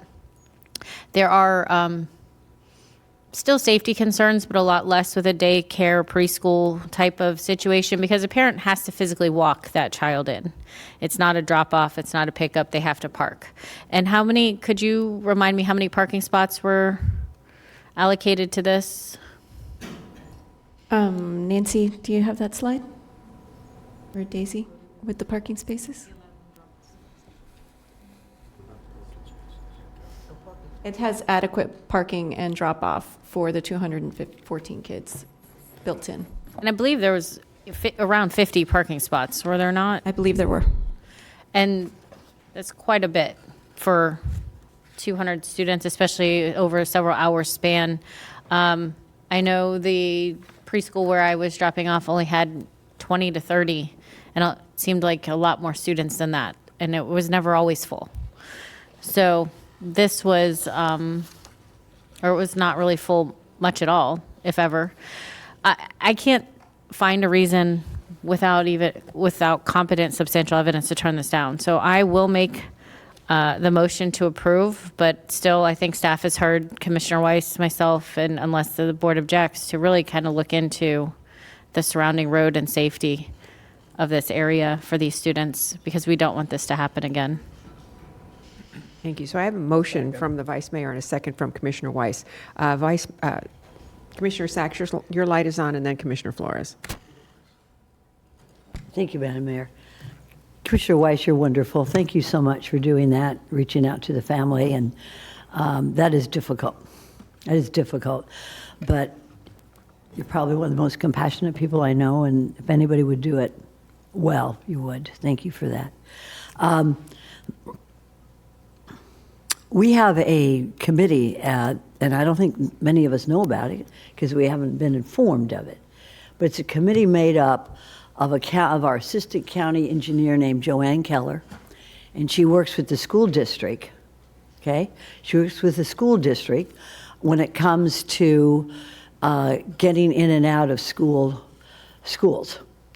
And I would like my colleagues to reach out to her because she's got a study that looks at every school in the county and how parents are able to get in and out.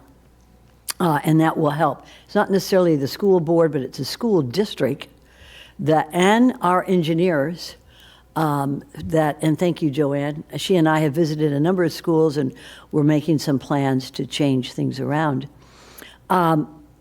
We are paradise, and everybody wants to live here. But if we don't handle ourselves well with not lots of development, but smart development, we're going to turn into a place where nobody wants to live. And so I cannot go along with a project where the public doesn't like it. And I don't think that it's a bad project. I think it's a good project. I've always advocated for anything to help with the little kids. I have a couple of them at home, and I know that it's nice to drive them to someplace for the day. But this, not now, not now. Give Lyons Road a chance to develop into a safe thoroughfare. We have no guardrails for our bicyclists. We have very few bicycle lanes, very few. And the ones that we have are not safe. I see bicyclists on our thoroughways, and they're right next to me as I drive by. It's dangerous. And I cannot support a development until the roads are ready for it, till our infrastructure is ready for it.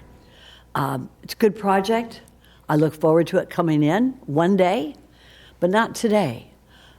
Give engineering, give our planning zoning staff, give our construction people time. We have a transportation plan that we're looking at today. If we didn't have any problems with the roads, why would we have to spend money on an expert to tell us we have bad roads? We have bad roads. Maybe they were good 20 years ago, but not today. Not with more development. Good development, wrong timing.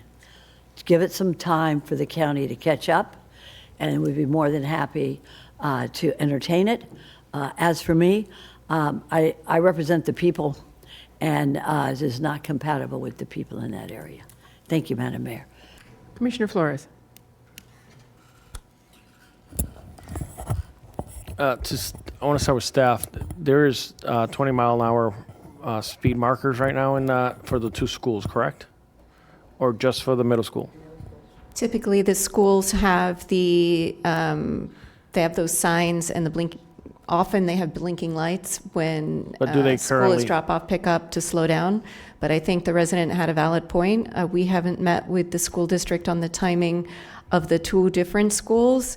And from experience, I know that when the school is in Green Acres, if you go down Lake Worth Road and you go by that middle school right there, and then the light, you pass that point where suddenly you don't have to be 20 miles an hour anymore, people do speed up. So I think that we're going to add that to our conversation with the school district on the timing. But are we confirmed that those lights are on? I mean, that they're there? It's for the middle school. Because I thought one of the, Hi, good morning, Scott Cantor with Land Development. Aquarius does have the 20-mile-an-hour blinkers. Both for schools. For the school zone, for the middle. I'm checking Lions. and the is- reason I'm asking is because during my time in Green Acres, LC Swaim did not have a 20-mile-an-hour speed zone, and we had to request one. So I just want to confirm with you that those 20-mile-an-hour zones are actually up Lions does as well. on both schools. Definitely the middle. Quasi do high schools. I'm not sure if they do have. Okay, So we'll can continue to you get confirm. back to me on Yes, this, please? absolutely, All Commissioner. right, and to echo Commissioner Weiss's comments, that we are looking for an ordinance to implement camera system for the speed zone. So I am probably the one commissioner that probably drives the most through this particular area. I'm constantly here. I used to go to that LA Fitness. That used to be my LA Fitness for a very long time. I am going to vote for this project, and I do want to acknowledge the individuals that came here today. And I want to say thank you for coming out and voicing your opinion, because I don't think this is a bad project, but I think you guys are on the right path. I think we have to keep our people safe. And how do we do that? Commissioner Weiss has already talked about some implementations that we are going to be discussing here in the near future regarding schools.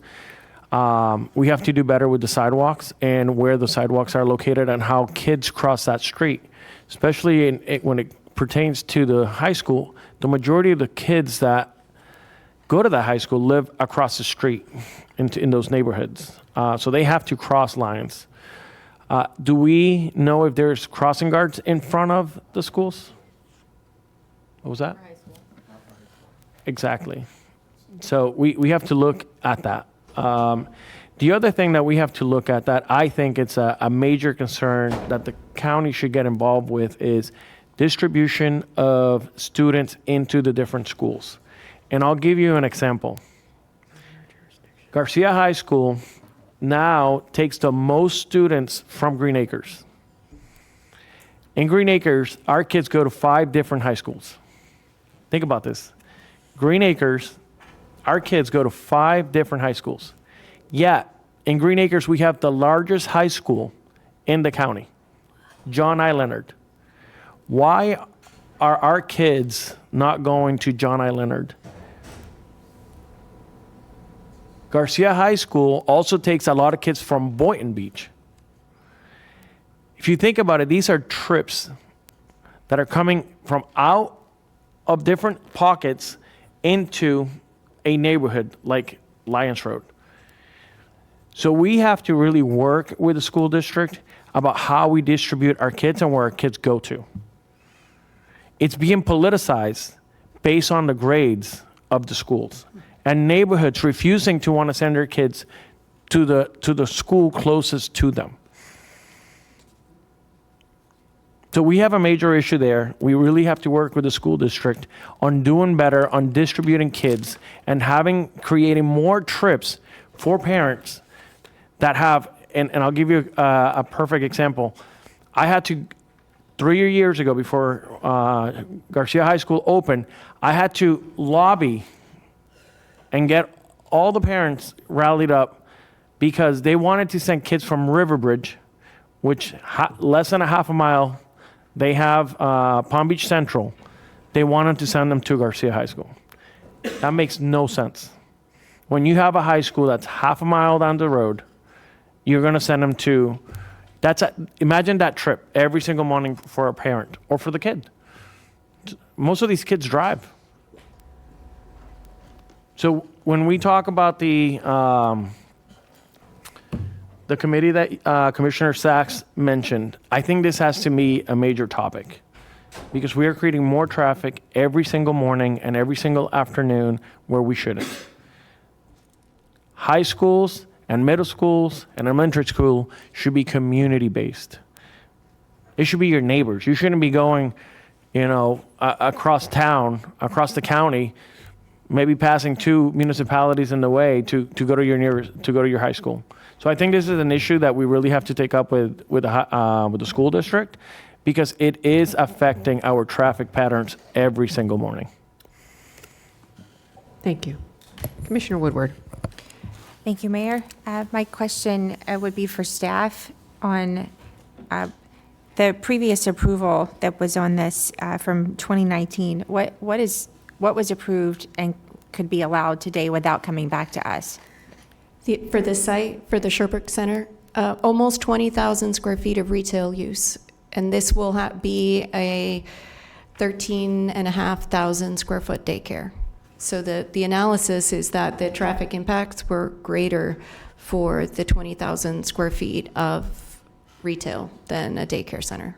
So what we're being asked to do is to actually change from the previous approval and site plan of the 20,000 square feet of retail and to reduce it to the use of the daycare. Correct. And if we were to deny this, that they could go back to building without coming back to us, because that was already approved, that they would build the 20,000 square feet of retail. Correct. Okay, thank you. And I do agree with all my fellow commissioners on, this is the second application in recent months that has brought up school traffic issues that are not necessarily caused by the applicant, but what's surrounding it. And hopefully the school board's listening and we can further those conversations. And I think we already have the motion and the second. We have the motion in the second, yes. Thank you. And I agree. Traffic is an issue, obviously, as we are talking about a transportation master plan in a little bit. But the biggest problem here is the school board and the school district. So while we want to sit here and pound our chests, we don't have that ability at this point in time, but we do have the ability to reach out and chat with them and have them sit down. But they will be sitting down with us when we do the transportation master plan, because they are one of the agencies that's going to be involved with this. So I look forward to that conversation, because we need to help alleviate any traffic we can anywhere we can. Commissioner Sachs. That's a very good suggestion, Mayor. And could I make sure that the committee that is already up and operating with Joanne Keller, representing county engineering, and with the school district, be part of that presentation to us? Because they look at every school in the county and they review the way that folks get in and out and the traffic issues that we've heard from Green Acres and the terrible things that have occurred, with accidents. So I'm sure that we will make sure that that's part of our discussion. Thank you, Mayor. Thank you. Commissioner Powell. Thank you, Mayor. I just want to be clear, make sure that I'm looking at the right project. We're looking at the creation of a daycare, am I correct? Correct. And with that, and I might be confused, does the school district have approval, or they have anything to do with the daycare? Okay. I think we might be mixing issues, although I think it's important. I just want to be clear before I vote. To wrap it up, I think what the concern is that there are 2 schools in the area. And while the school district has no jurisdiction over the daycare, it behooves us as a board and as a community to make sure that any transportation issues that are generated because of the school don't have an impact on this particular parcel. So that's where the school board and our folks will chat and make sure that there are timing issues with the signals, and also we look forward to the cameras in the future, because that will help implement a speed reduction. Patrick. Just to clarify, following up on Commissioner Powell's point, school district wouldn't have an impact on daycare centers, et cetera, that this board would approve. We don't approve schools either. They approve themselves. Now, with that, The traffic plans do come through us, and we will continue to work with the school district. The working group that Commissioner Sachs was referencing has been of great value. Last few years, a lot of good coordination. We'll bring that issue forward, but just want to be clear that approval aspect kind of works both ways. Thank you. All right, so we have a motion and a second. All in favor, say aye. Aye. All opposed? See that the motion carries 6-1. Okay, we are moving on to item 14, recreational vehicle plan development regulation, and this is looking to approve the ordinance that we approved permission for first reading and whatnot. So does anyone on the board want a presentation on this? Okay. Anyone have any questions? There's no lights on. Would someone like to make a motion? I move. I have a first from Commissioner Woodward, a second from Vice Mayor Baxter. All in favor, all opposed, see that motion carries 7-0. Thank you very much. Item number 15. Would anybody like a staff presentation? No. Okay, would someone like to make a motion? I move item number 15. I have a first from the Vice Mayor, a second from Commissioner Woodward. All in favor? Aye. All opposed, see that motion carries 7-0. Next item, the County-Wide Transportation Master Plan. This is the consultant contract for professional services. I think we're going to have a shift in staff here. And I think we have a card or two on this. One speaking, one not. It's about time is all I can say. Let's get this done. Let's get this started. It should have started months ago. However, this is where we are now, and we're just looking forward to getting it done. Does anybody need a presentation?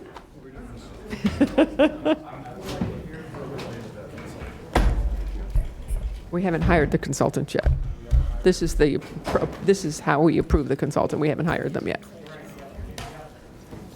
It's an RFP. Well, that's Patrick. So we'll move quickly, and a representative from the entity we're recommending is here as well, if you have any questions. We'll move quickly through this. I just want to first start with a couple points. Board is certainly engaged on this topic for a while, but I want to start with a couple thank yous because we moved very, very quickly from when we made the selection of this, and I can't thank our purchasing folks enough. This is not something on the planning zoning side of the house that's done very often, and purchasing Crystal Backey, Melody, beyond extremely helpful, and want you to know that they were there to get this moving. So thank you to them, Annie Helfat and Darren working the contract up as well. So thank you to all of them to get this to you as fast as possible. We'll get through this really quickly. Just give you a quick overview of what we want to talk about today.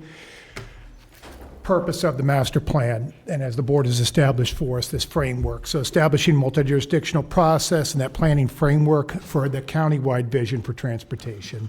Incorporating the intergovernmental coordination piece of it, which is probably the most important. It also offers that opportunity for any individual city to develop their own city plan that may be of interest to them.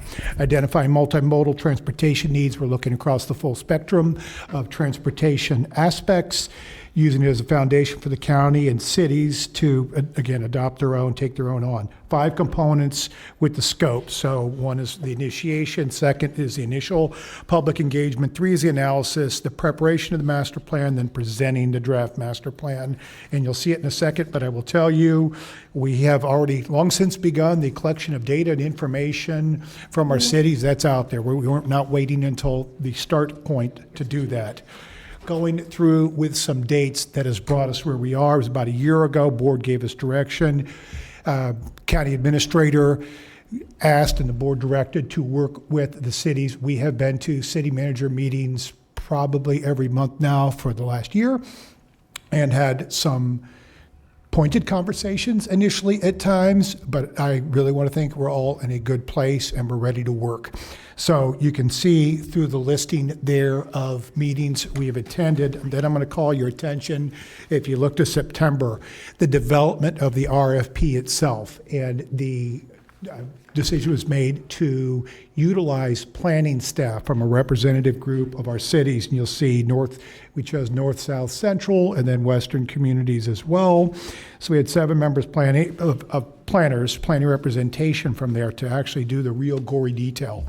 And they met a number of times very, very quickly, September into early October, wrote up the scope of work. We then went to the city managers and took that RFP, presented it, talked it through with them. And I don't know if I've had the opportunity to share before, but at that meeting, showing the great value that the planners did with the work, there were very, very few tweaks that the city managers group made that became the RFP. We came back to the board early December, and again, you see some of the dates in there where we made presentations. Came back to the board early December, 2 days later, issued the RFP. You'll note that it was during the holidays, so we baked in a little extra time to establish responses and make sure we got the best ones out there. Just wanted to show you quickly landing page that we've had up for a while, not full of a lot of information yet, but we have the Transportation Master Plan webpage that it is open and will contain all the information. I will point out once we have consultant on board, one of their tasks is to develop their own website. So we'll cross-reference it and have it, but that one that the consultant will do will be the home for all the good information. Won't run through all of these on this slide, but you can see how, where we advertised, and then we move into dates. So pre-proposal meeting, submission deadline was March 4th, had 3 submittals. Took those, they were all deemed responsive. And then board took up their resolution that similar to what a number of our cities had done as well. We had selection committee, the first one, April 7th.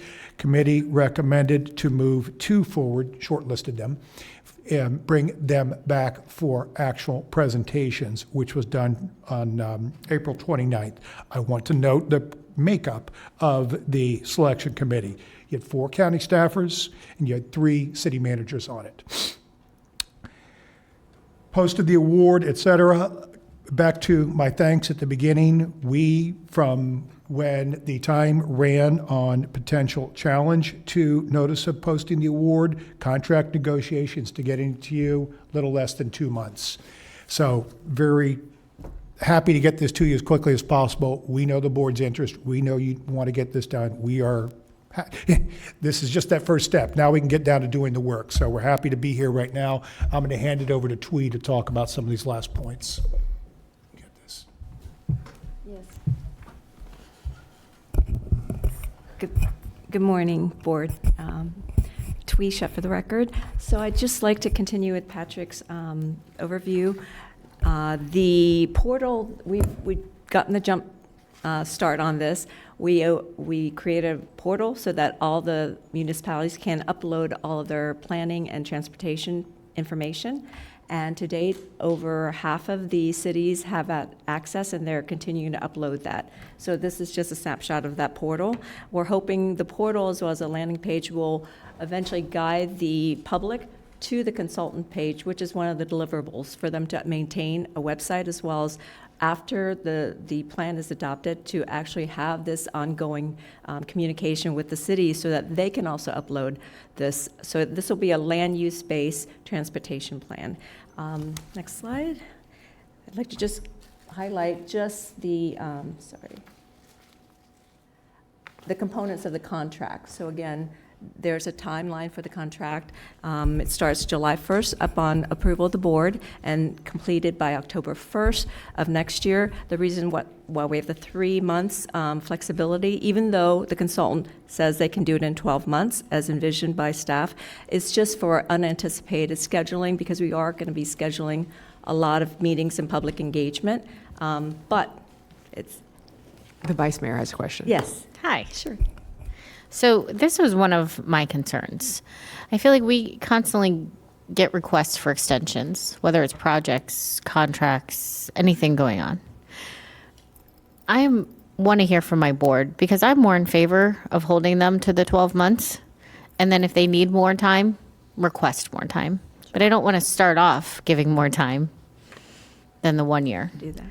I'm not a huge fan that this has already taken a year to even get to this point, but here we are. No sense in going down that path. But let's not prolong this. I mean, this is very much needed. I can't think of a singular thing probably more needed than correcting our, the roads, traffic, taking an overall holistic view of that, including land use. And so I do appreciate the work that it has taken to get here. I just want this to be a priority. Thank you. And that would be fine. If the board wishes, it will be a very small change to Article 3 that will take it from, July 1st to July of this year to July 1st of next year. So it's a small change that can be done if the board wish. Thank you. Commissioner Flores. I will agree with that statement overall. I do think that we should leave some flexibility to extend 1 year, but 3 one-year extensions makes no sense to me. I mean, if we're saying this is going to take 4 years, potentially, if everything else fails, 4 years to get a master plan, then that part right there, 3 years, I think it should be one year option to renew. I mean, if it takes 4 years, we made the wrong decision. So if I may, that was just anticipated for any additional task that the board would like to have the consultant do. And that's perfectly fine. The contract can be adjusted to eliminate that as well, as the board wish. But in case the board would like to have the ongoing contract for additional tasks, as well as it enables cities, if they would like to piggyback on it, to do their own planning as well. And their own projects for transportation. So the contract can accommodate the board's wish, whatever that may be. So. Commissioner Woodward. Thank you, Mayor. If I could, I agree that the initial task that we have for them, with meeting with all the cities and giving us the master plan to begin with, the dates that we have, and as I understood it, a lot of this request for potential renewals, some of that did come from municipalities who may want to piggyback, or even the school district. So it would more be phase 2, 3, 4 of actually implementing the plan, seeking funding for the plan. If there has been discussion of surtax that gets floated out there, there's a number of additional tasks that would come after the original formulation of giving us the full map of where we are and where we could be, because moving forward with, if it's going to be rerouting our prom tram buses or anything that comes from that, the renewal of the contract would be in implementing parts of the plan as we, the county, may want, or some of the municipalities may want to do, the school district, rerouting, like the discussion you had on even moving students around could be part of addressing this. So as I understood it, we still expect that original kind of master plan that's coming to us in this time frame. The renewals would be for any tasks that get revealed from the plan moving forward. Is that correct? And if I could, understand the Vice Mayor's point on bringing the function of the master plan itself home as fast as possible. Get it, understand the point.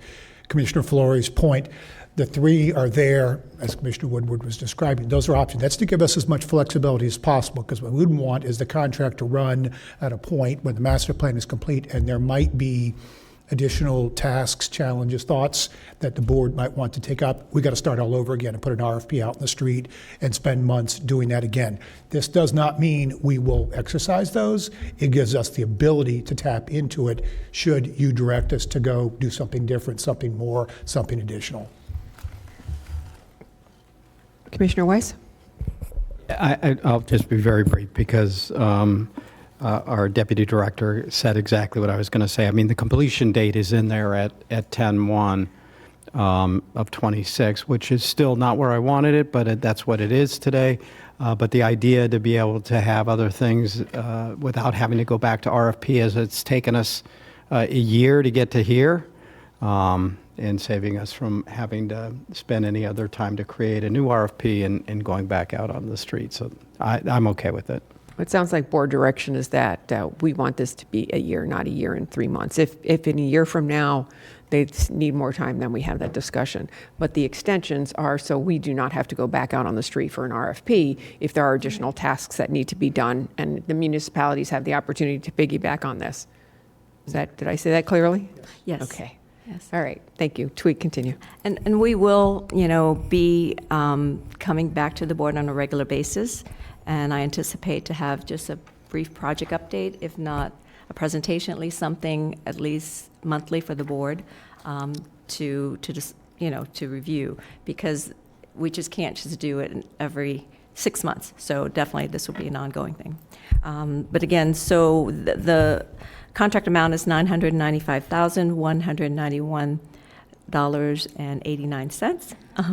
And there is an executed performance bond that is included as part of the contract to require, that's required to ensure faithful performance of the contract, as well as any of the liability insurance that we normally would ask for in a professional contract. There's the scope of services that involves a 15 task, and that is found in Exhibit A. There's attachment 1 as part of Exhibit A that has the breakdown of all the tasks by the fees of the task. Again, the full proposal from WSP is found on Exhibit B. And again, the contract will require the consultant to have public engagement strategies with all of our stakeholders. And then there'll also be a multi-departmental core group that we will be working with a consultant on accomplishing this task. So if there's any other questions, I believe. I think we have a couple cards. Yeah, for the general public, this is just a estimated timeline for the task that's to be completed by WSP. And I believe Sandy Amori is here in the audience from WSP, should there be any questions in particular for his team. The team makeup can be found also in the board's packet, starting on Exhibit B, starting on page 40.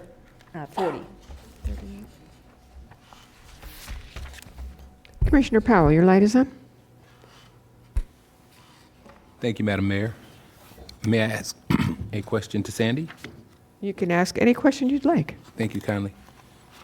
Sandy, we had conversation moments ago with regard to the timeline. Do you anticipate that it would be problematic to be able to finish this comprehensive countywide transportation master plan within a year? Good morning, Sandy Amoris. I'm a vice president with WSP. And no, that's our timeline, it's 12 months. We don't anticipate any issues with it. Perfect. Follow up? Sure. Thank you.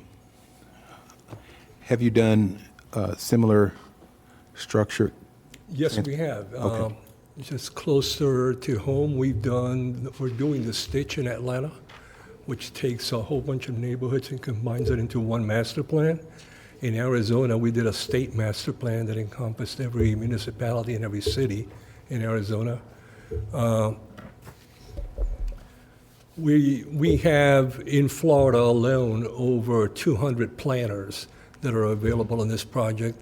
Our project manager is one of our planning leaders based out of Atlanta, she'll be managing the project. We don't see any difficulties in this plan. We've done it all over the country, so we don't think we have an issue. What has been one of the most critical things that you've learned by doing these? The most critical part is getting through the public involvement side of it, right? In Palm Beach County, there's 39 municipalities that we have to work with. We don't anticipate any issues, but if there are issues that arise, it'll be in that part of the scope. It won't be in the planning part. We have excellent planners with worldwide experience. Thank you. Thank you. And Commissioner Flores. I want to know about WSP. Who are you? What have you done? I know you briefly spoke about this. So WSP is one of the largest consultancies in the world. We have offices in over 39 countries. In the U.S. alone, we have about 38,000 employees. We do everything from design, planning, construction, The only thing we don't do is give legal advice. We leave that to the lawyers. But we started out back in I would say the turn of the century, when we were one of the designers for the New York City subway. Okay, now we work in almost every major airport in design. Locally, we work a lot with the Florida Department of Transportation. We just won, whoever lives in the south side of the county, the 10th Street connector from the Turnpike, actually from the end of the Sawgrass 295, where we're designing that. In Palm Beach County, we have been working with Palmtran for the last 6 years. A lot of projects in Florida as a whole. We do most of the planning work for Broward County, for Miami-Dade County, and the Broward County TPO. So bridges, we do a lot of bridges, we do airports, we work in seaports. We just finished the largest shore power project in the US at Port Miami. We're hoping to do the same thing at Port Everglades very soon. And like I said, we're one of the largest consultancies in the world, and obviously one of the top 3 in the US. This is going to encompass a lot of moving parts, and I know that you guys do planning and you've done bridges and but this is going to be a collection of ideas, a collection of input, and then we're going to have to do what's best for the county overall, and there might be some opposition. There might be municipalities wanting to slow things down. There might be things that aren't going to be exactly what we want to hear. So how do you manage that aspect? How do we? Because at the end of the day, we have to do what's best for the county, and we don't want to turn people away or have them feel like they're not included Absolutely. in the process. I completely understand, and I have our principal planner, Linda Weston, who is familiar with Palm Beach County, and she'll be part of the project. And Linda, you want to? I'm not a planner. That's fine. And then the second part of this particular question is, are you going to have someone that's going to be here based for the next year to get this project across, or are you simply going to have people coming in to visit periodically? Okay, so we'll have, and it's not just WSP, it's the WSP team. We have a lot of local sub-consultants, and we have plenty of senior planners here in South Florida to do the job. Here in Palm Beach County, and in our offices in Broward and Miami-Dade will all be available for this project. Linda? Thank you. Linda Weston, WSP. Thank you for approving this contract. We're looking forward to the project. I'd also like to start by complimenting the Palm Beach County team that put together the scope of work, because I feel that they baked into the project an approach to collaboration. They're beginning with holding 8 meetings countywide to gather input, and then after the recommendations have been developed, there'll be an additional 5 meetings. We'll be working with a steering committee along the way. I believe that this board has passed the composition of the steering committee, and I hear that there's going to be a core team of staff to give us advice. So a lot of it's baked in along the way. The second approach to it is the actual team members that we chose. So we included Dover Cole. They're experts in town planning. They do it all over the country. So they really, and they also, you may remember the 750 project, which was 7 counties, 50 years all over Southeast Florida. So they handled all of the outreach for that project, but they're specialists in this area. We also have Quest Corporation of America that does a lot of work for FDOT District 4, Palm Beach County, and all throughout the state. So they're our public engagement process specialists. So I hope that gives you a little bit of insight into how we plan to approach consensus building. Correct. I mean, this is the first time I'm actually getting to speak to you, so that's why I'm asking these questions. Mm-hmm.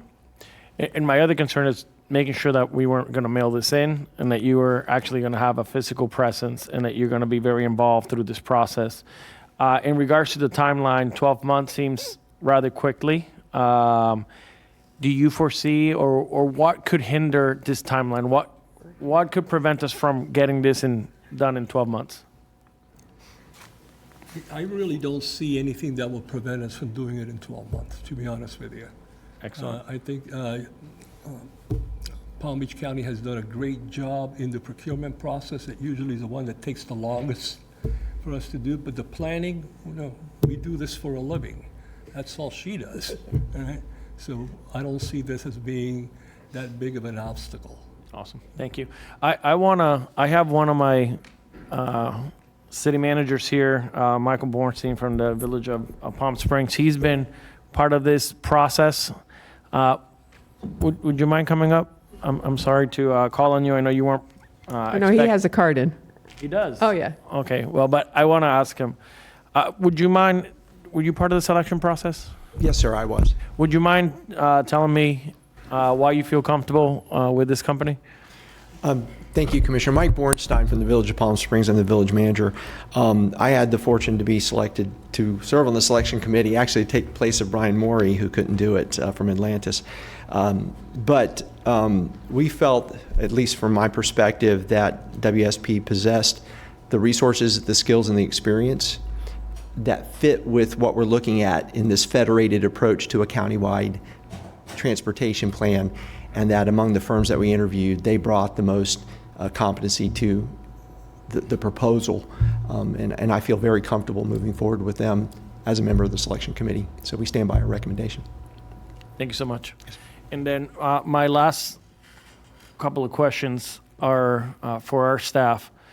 Will there be clearly defined schedules of deliverables tied to specific milestones, or is this just at the very end of the project, and I see some stages here, that's why I'm asking, that we will receive this, or is it at the very end we're going to receive everything? Yes, so yes, in the same exhibit attachment 1. I don't think your mic is on. In attachment 1, thank you, of your packet, there's, of the exhibit A, there is a breakdown for the task. There will probably definitely be a more detailed as we meet with the consultant team of all the deliverables and the percentage. They'll be billing us based on the task completion. And again, there are going to be finite, tasks to be completed and timeline to be submitted. I mean, deliverables to be submitted and timeline to be completed throughout the project. So yes, we'll get into more of the schedule, and the schedule may change. And as far as the exhibit that you see, I don't know if you can scroll down to the contract. It's on page, timeline is on page 32 of that packet. So if you can just go. So again, with this, yes, that's, I don't know if you can see that, but those tasks in the scope of work is on the column to your left, and then the phases are the colors, and those are the tasks that they'll be building out. There'll be a working schedule that we'll need to develop with the consultant's assistance, so that we can monitor and manage this project. Okay. And I'll end with this last question. For the public engagement and strategies, will there be any formal or metrics to capture, any formal reporting or metrics to capture stakeholders' feedback and participation levels? Yes, so in the scope of work, if you would go further up, the consultant is responsible for documenting all the input, as well as maintaining a list of the stakeholders, as well as responsible for creating a meaningful and effective public engagement system. So they have a team of folks that are specializing in this type of work. So whether they do surveys or focus group or however that system will be, they need to engage the public, build consensus, and arrive at a recommendation to the board at various different parts of the project. Excellent. And if this gets approved, okay, so you have a comment? Yeah. So two things. One of our partners is Google, and we brought them in to early in the project do a sentiment analysis countywide, and we hope to actually break that down in smaller fine-grained areas. So they will be able to help us get the opinions and input from the search engines that they have, the biggest in the world. So we'll be able to find out the sentiment of Palm Beach on traffic-related issues. The other, there'll be surveys that are distributed, and at each of the 8 initial public involvement events, they'll be structured to maximize the amount of participation that we can, and there will be findings and recommendations summarized after those meetings. So those are other ways that summary of the ways we'll get input from the public. Thank you. If you are awarded the contract here shortly, I look forward to working with you. I think this is something that the entire board and a lot of the stakeholders in the community have been looking forward to doing this work. So lean on us. I think a lot of the commissioners have a lot of input. The municipalities definitely want to be engaged.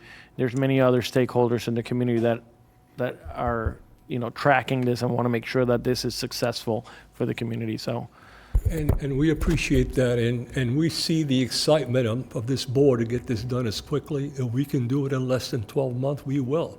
It's to our advantage to finish it as fast as possible. Thank you. And I think what you're going to get, the sentiment that you're going to get from the board is that you need to stay engaged with us. Because we haven't been able to talk to you before now, you are going to be in contact with us going forward on a regular basis. Come into our offices, meet with us individually, find out what it is that we as individual commissioners are looking for, what contacts we have in the county that you may not have thought of. I mean, that is your job, but you can't do it without data. So whoever can supply you with some of that data, you need to take advantage of. And this is a board that wants to be involved, so that is very important to all of us here. Actually, that's important for us. The more you're involved, the easier our jobs is. Thank you. We appreciate that. Vice Mayor Baxter. Thank you, Madam Mayor. A few questions for you. I understand there's a presentation, I understand there's bullet points, but overall, how would you summarize your goal of this transportation plan? Sorry? What would be your final goal? Where do you see this ending up? Okay, so the final goal, first and foremost, is to deliver. I'm sorry, would you Talk into the microphone, Yes. please. The final goal, first and foremost, is to deliver the best possible comprehensive transportation master plan on time or ahead of schedule. Please forgive me. Could you, not everyone knows that is watching what a comprehensive master plan entails or includes. Would I'm you gonna be defer more to Linda. specific? Thank you. So the Comprehensive Transportation Master Plan is a foundational document which summarizes the sentiment of the community, stakeholders, and elected officials about the future growth of and shape of the transportation plan for up to the next 50 years. It can be used as the foundation for potential funding strategies, LRTPs, and TIPs going forward, as well as used by municipalities to work together to achieve the same vision for the county transportation system. I hope that gets it. So when you say sentiment, Yeah. what you're saying is what everyone would like to see. Yes. So as much as I love input, Right. I love data more. Yes. So I would like to know how are you planning to incorporate traffic studies, plans with land use are you planning to present us with options, or are you just planning to present us with sentiments? There is a modeling component there could be usually up to 2 or 3 options or scenarios developed and modeled for a reaction by the community and elected officials, working groups. So that's typical in large plans of this. In terms of reaching consensus, yes, there are many voices in the room. What encourages me is the structure that you all have built into this process. There is going to be room for, you all are very engaged. I think that's key. Second, there'll be an advisory board to help guide us towards some recommendations. Which of these scenarios work best, what projects work best. And there'll be that staff working group, I think, will be extremely helpful as well, because there'll be local partners to help guide us through this process. So, and there'll also be project prioritization. So through this evaluation process, we will come to a set of projects that's acceptable.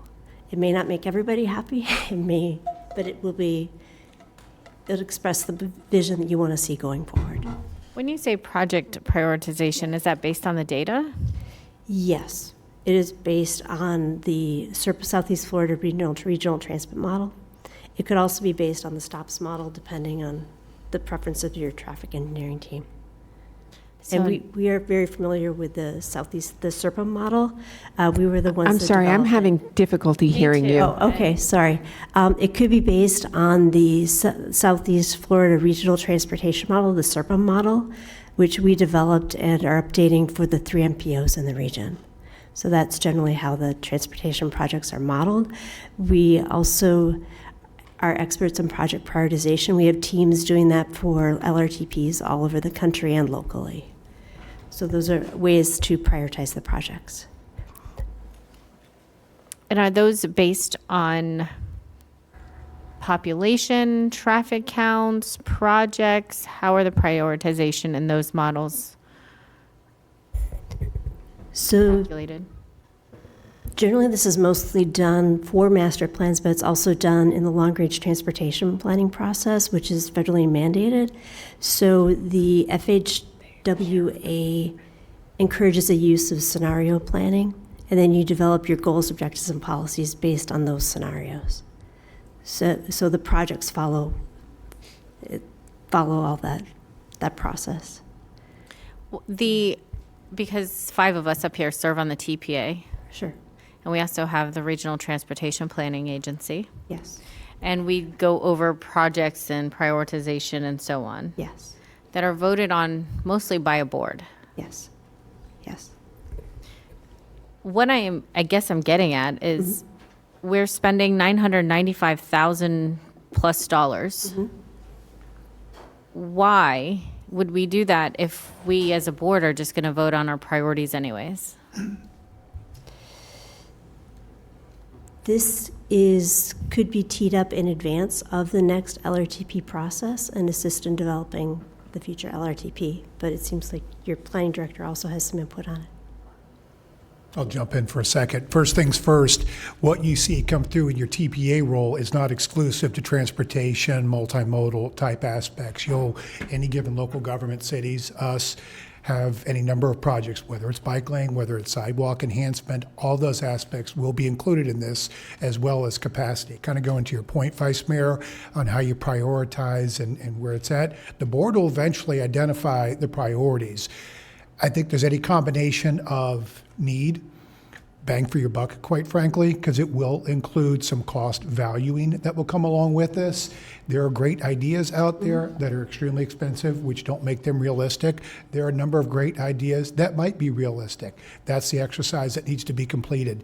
The input from the 39 cities is the big one as well, because you could have any given region, and you heard it earlier, the Lions Road example, for instance, and if I transpose that to a military trail, you might be traversing 2 or 3 different cities and unincorporated, worthy of enhancements or changes or tweaks. Don't know. That's what we need to do to roll up our sleeves on that piece. You want to try saying that again? No. Short story, need all the feedback from everybody to know. You're asking, how do we prioritize? Hold on. So again, here we are back to sentiments, feedback. So we are paying them $1 million to get feedback from municipalities. A lot more than feedback. Starting with feedback, starting with all the, we have already begun prompting the cities to submit their comp plans, mobility plans, land development regulations, all the information, all the data. What is specific to each city? Because we've got to weave 39 cities plus a call it 40th, quite frankly, unincorporated Palm Beach County, as well as DOT, TPA input, Indian Trail Improvement District, a number of others who have transportation inputs that will want to be, as well as civic associations. There'll be a number of groups. School district, we had that discussion earlier as well. You're weaving all those pieces. Are we going to end up and land with a model that shows us how it will impact traffic, better or worse? Should we implement a certain aspect? For instance, if a road is 2 lanes and we take it to 4 or 6, how will that impact it? If we add a road somewhere, if we take away a road somewhere, if we add a bus stop somewhere, we take away a bus stop somewhere, are we going to end up with a model that gives us that information in our districts? You will have that kind of information, yes. I want to point out, some areas you cannot expand. It is not, back to my... It takes land use into consideration? Oh, yes. That's why we're prompting all our cities to submit all their comp plans, all that information. We're asking for that now. We've already begun collecting it. I just want to make sure we're ending up somewhere for this much money with useful data that we can make Agree. informed decisions without a bunch of opinions. Understand and agree.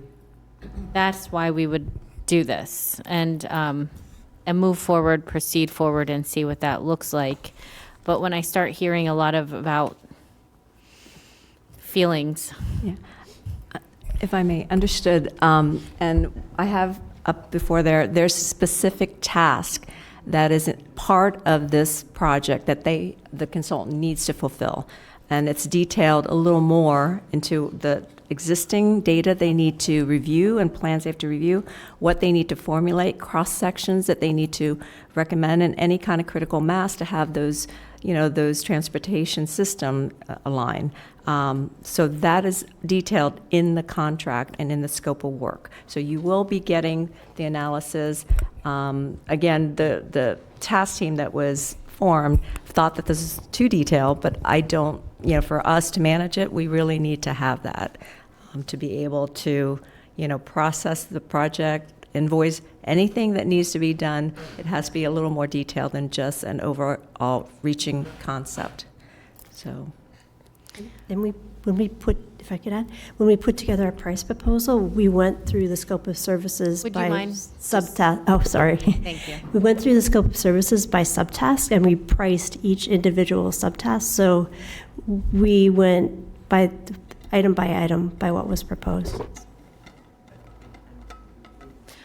I'm going to, I think that's it for my questions today. But I do want to, I will finish with saying I want this to be very data-driven based and present us with real options for solutions to massive infrastructure problems that have fallen behind over the last 10 years. Thank you.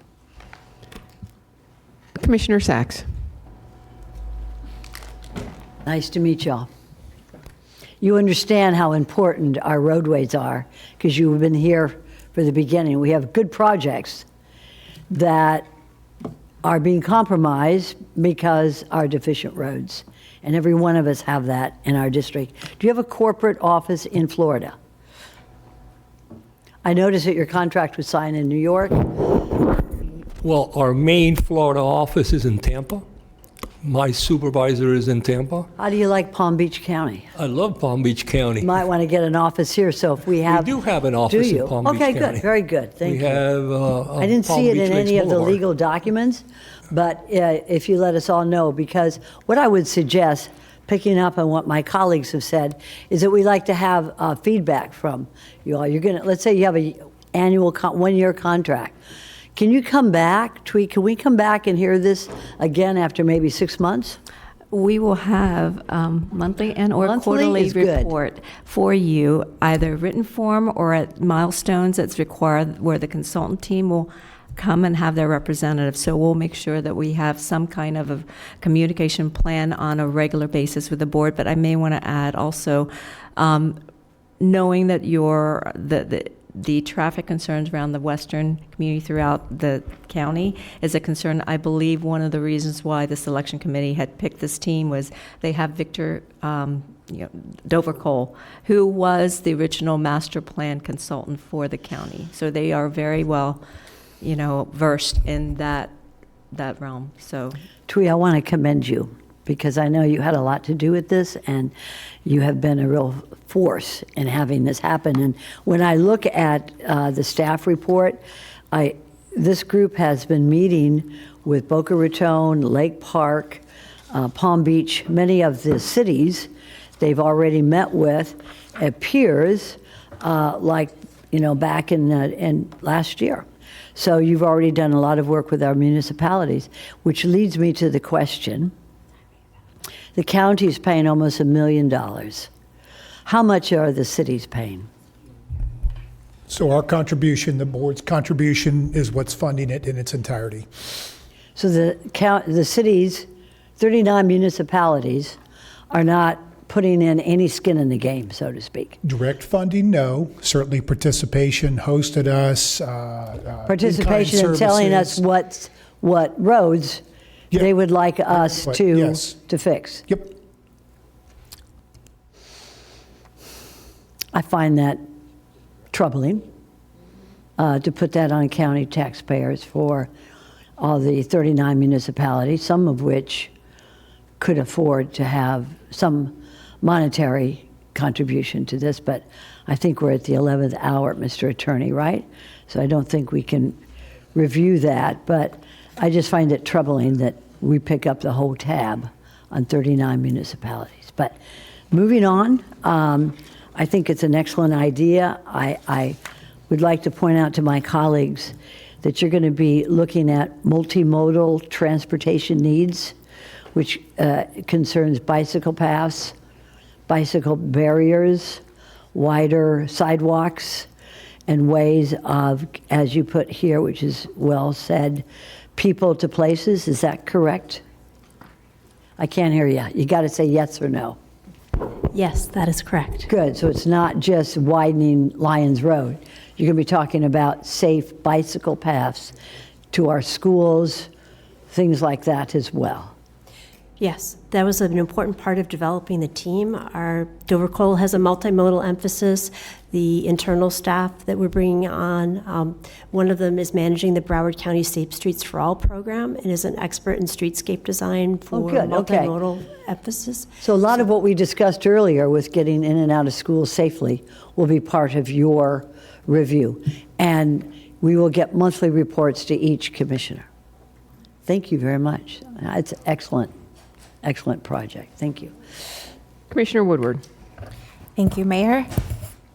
And thank you very much for, we're going to get to know each other very well. Hi. So I have a couple of things I think it's important. Some of my fellow commissioners do know that the city managers began working on and the city councils around, I don't know how many we ended up with, but a number passed resolutions delegating to their city managers to have their planners, their engineers, their public works participate in this.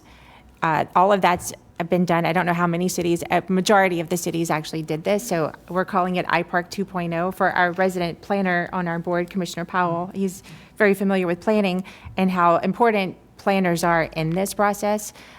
When we first talked about it, and I went out into my area talking to people about it, I envisioned it as being kind of we have this almost paint by numbers map, and we're going to fill in part of it. Cities are going to fill in part of it. The school district, FDOT, there's a number of different entities that fill in the map that covers the whole county. And speaking of why we, the county, are footing the bill on this, just for myself, I think that we should, because every resident in the county pays us taxes. if we ask the cities to also pay for this, we're asking some residents to double dip. Because I live in a city and I had to drive through a number of cities to get here. All of us drove through a city to get to where we are, and asking cities to double pay or to pay on this, and unincorporated, you're paying one time. I think this is about the fairest way we could do this. If you live in this county, you pay us property taxes. We are using a part of this to form a countywide plan. It's little c county, because it's everybody who lives in this county. Whether you live in a city or not, you're represented by one of the 7 of us on this board. That being said, I encourage you to get to know all of us very well, because we do represent very different areas. I have 13 cities. And some of us have completely unincorporated, east, west, urban. It's all very different. And if you're having any trouble getting some of the cities to participate, I would encourage you to come to us, and we can nudge some of them along. The multi-jurisdictional board, MCFEC, there's an issues forum. There's a number of entities we kind of put into place to make sure that we're nudge those. If some are falling behind or not cooperating and you want to hit that year mark, come to us for help on that. And I'm hoping when you're done with all of this, there are a number of options, including things like smart signalization, because I hate traffic lights. I think there's a couple members of this board that share, sorry to our traffic engineers, but I hate our traffic signals. We sit at a lot of intersections unnecessarily. So you could help us with some of that. And then also coordinating projects, because I know I hear from some of my cities sometimes, or if FDOT's going to do a road project, or even for us, we don't always know. And, sometimes coordinating these projects would be very beneficial, or even some cities don't talk to each other, or they're going to pave one whole area and they're just going to stop. And why not talk to your neighboring jurisdiction and continue that up the road? There's a number of things and drainage issues. There's just a lot of group projects that municipalities and us, we could coordinate better and actually get better pricing on some of the projects that need to be done. I'm hoping for some of that to come from you. And of course, we're going to be talking about public transportation, and, we have Palm Tran that we're responsible for. And I think we're all in agreement as we're moving forward with even, potentially rerouting some of this, and that's where we need some help. But land use is a big one. And, it's not for us to tell each other what to do, but I'm hopeful that you're going to give us this living document as things change throughout the county. Projects get approved, then we can still see what's coming.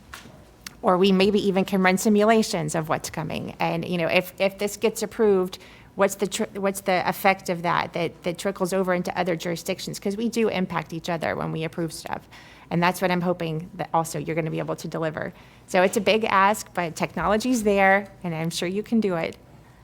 So. Absolutely, and I think our team is ready to deliver a plan that you guys will be proud of. It'll be your plan, and it's a living plan that's not just something you're going to hand to us. This goes for a long time, right? Okay, thank you. Commissioner Weiss. Thank you, Mayor. First off, thank you for being here. And I looked at your portfolio. It's impressive of who you've assisted. But my question has to do with things are changing technologically as we look at, autonomous vehicles, as we look at, you've got e-bikes now, you have, different things that are some are on the scene today, others are, on the verge of coming. How are you going to incorporate those types of things into this study?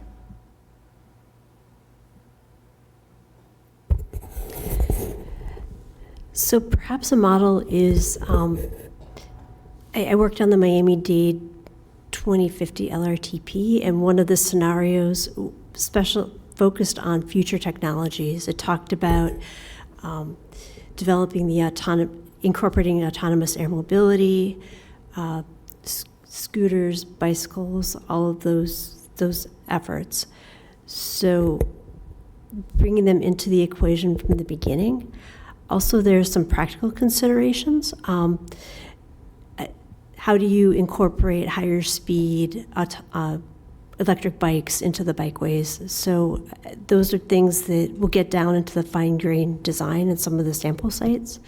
So we're very committed to incorporating future technologies into our work. I mean, I think I think that has to be sort of the crux of it all. I mean, if you think about, you know, the smart, even the smart vehicles that we have today, they have the capability of talking to each other, talking to the traffic devices, and, you know, how we do that in terms of, as my colleague was talking about, I mean, I've been an advocate of smart signal technology for a number of years here, and we are nowhere in Palm Beach County with those technologies. And so I think it plays an important role. And then in on the traffic management side, in the modeling, I mean, we have virtually zero here. And I mean, if I want to look at traffic, I go to Waze, I look at that, you know, we're managing, you've got a traffic management center it is staffed, but they have thousands of cameras to look at, but those cameras only go to monitors. Right. And if that engineer is not watching that monitor at that time, they don't see the issue that's happening. And I think it's incumbent upon this study to bring out the opportunities, the deficiencies from a technological perspective that we should be taking advantage of. Yeah, I've seen your traffic control room. I've been in the conference room right next to it. It's massive. There's tons of screens. So yes, we have ITS experts on the team, on our traffic team, in our other Orlando, on a national level, and we have some experts in the Orlando office as well. I mean, Orlando is actually does a very good job in how they're managing up there. Okay, thank you. Thank you. We'll make sure to incorporate that. Thank you, and I think I'll wrap this up. It was Commissioner Weiss that started the discussion about hiring a consultant a while back. I recall when I first got on commission asking for a comprehensive plan of our county. That's what we're looking for, and that means talking to our 39 municipalities, talking to our school districts, talking to our 200 plus special taxing districts, talking to our partners in the business community and the faith-based community and the nonprofit community. It's a big task, and I just hope that you are up to a task that really needs some good answers. And what we're looking for is to take us into the future. We've hired a new administrator to help us take us into the future. That's what this plan is going to do. So I don't think you can hear it enough from our board that we want to be engaged. We need to be engaged. So we look forward to those personal meetings with you, everything that comes back to us from our staff, the different committees, the IPARC committee, the MCFIC committee, the County Managers Association. We have cards. Do you guys still want to talk? Sure. How about come up quickly, say you're in support, and then we can vote yes and go to lunch and be done with our meeting. How does that sound? Don't you like it when somebody just says, this is what we're going to do? Thank you, Madam Mayor, and the commissioners. I appreciate the opportunity. I will be very brief, but I wanted to seize the opportunity here also to kind of introduce the MCFIC. In order to make sure we get that concept right, we start with, and I got to read it all the time because it is an interesting acronym, Multi-Jurisdictional Issues Coordination Forum Executive Committee, of which, in addition to being the mayor of Royal Palm Beach, I am also the vice chair. So we look forward to having opportunities to hear from you all. Our approach, I'm going to suggest, would be one of asking for an overview to start the conversation, so we won't have to piecemeal to try to figure out how you're going to approach dealing with some of the challenges here. Our challenge, being part of the Intergovernmental Coordination Program as an executive committee is to coordinate and provide access to representatives, the elected officials, as well as some of the technical staff, which will be part of the contribution that our municipalities will be making to this effort, so that we can be brought along together. Because coming up with even the best living document with the greatest model in the world is going to be something less than totally successful if everybody doesn't buy into it. And so that's part of our responsibility, I think, as a intergovernmental coordination program element. So I wanted to say, looking forward to working with you, assuming the vote goes well, and that this is a huge effort that's headed in the right direction. And by the way, it's got a little spin-off value. As the municipalities learn to work well with the county, this is not going to be the last time we have one of those county-wide issues to deal with. So I think this is a tremendous step in the right direction. So thank you, commissioners, also for the resolution. I will tell you, we've been using that as a guideline. So we've got all of the right things in place. Thank you very much. That's the briefest I've seen you, Jeff. I did the best I could. Thank you, Mayor Amara. Mayor and Commissioners, Mike Bornstein. I'm the village manager for the Village of Palm Springs. First, I want to commend this body for your leadership on this issue as a true countywide issue. It's about time. We're probably 20 or 30 years late in getting to it, but it's better late than never. And I also want to commend you on the resolution that the mayor had just mentioned, that you took a policy direction for this organization to participate in the Intergovernmental Coordinating Program as the place where we all intersect. I think there's a lot of assumptions among people in general, and maybe even on this body from some of the comments I've heard, that the cities and the county have all this coordination on all that we do, including our future land use maps, our zoning, and it's just, unless somebody knows something I don't know, we have been very siloed. As managers, professional managers, we're always trained in our organizations that the departments are not to be siloed for a lot of reasons that creates inefficiencies and competition. That scales up, but it hasn't been scaled up to the cities and the county as effectively as you may be assuming has happened. So the Intergovernmental Coordinating Program, the MCFEC Executive Committee, and the IPARC 2.0, this is the place where we all intersect by interlocal agreement, and it's vital that we make this work to make this a success, because everybody has a seat at the table. They may not participate, they may not agree, but this is the first time that I can recall being somebody who has worked in this county. I worked at the county commission several stints, and I've been a manager for 3 cities now. I've never seen this tone and tenor about working together in a collaborative way, whether it's from the League of Cities, and kudos to them for taking that position, as well as to the individual bodies, the City Managers Association. We're breaking new territory here. We're grateful for the leadership you're providing. We believe that the consultant's going to get us a very important document. It's not a one and done. It's going to be a continual process. And to Mayor Amara's comment, if we can get this right, we may look at retooling the Intergovernmental Coordinating Program, which was founded in 1993. It's a little outdated. It's kind of like taking a school bus to race in Daytona, but it'll get us through the race. We need to talk about what comes next, because there are big issues that I hear from this board. They say this is the countywide issue: water, housing, jobs, economic development, schools, all those things, but they've never been sanctioned by all the people, the jurisdictions who are responsible, that are your cities, your districts, and the county. We all have in our charters authorities for infrastructure funding and planning, but also the ancillary issues: planning, zoning, housing, utilities, service provision for health, safety, and welfare. We all are in the same boat. We got to stop being siloed. This is that effort. I want to compliment the selection committee process. Patrick, his team, purchasing, everyone who participated. It was an amazing process. It was unprecedented.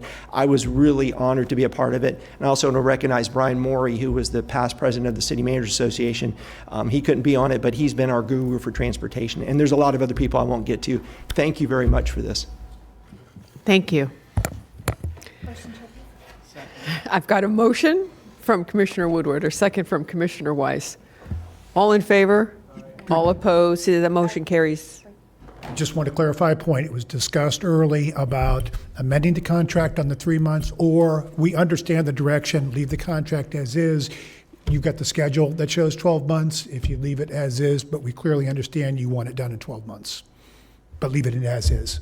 Okay, just making sure. I apologize. I was sick last week, so I couldn't do the agenda review, so I probably would have hashed that out. So I agree with this is for other tasks, so I have no problem. Okay. So we have 5 on the dais. All approved? Motion approved 5-0. Thank you. We have one more item on the agenda. Lisa, how long do you think this will take? Perfect. Let's get it done. Thank you, staff. Fabulous job. WSP, I see your office is, you got an office in Gardens. We're going to look you up.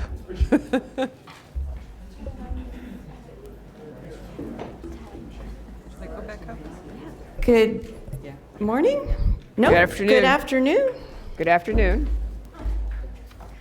This is a follow-up to a presentation by HED, Housing and Economic Development. Is it on? Yes, it's on my computer. This is accessory dwellings. On February 11th, the Commission on Affordable Housing presented to this board, or HED presented the recommendations from the Commission on Affordable Housing, different strategies to address the housing crisis in the county for affordability. So one of those ideas was, why don't we consider severing the meter between a principal residence and an accessory dwelling unit? So in order to do that, that's in the zoning wheelhouse and in the planning wheelhouse. So we did some research and we came back with this presentation for you, and we could send it out digitally to all the commissioners as well. We can't really talk about severing the meter between the principal residence and the accessory unless we tell you a little bit more about how they work and why they work.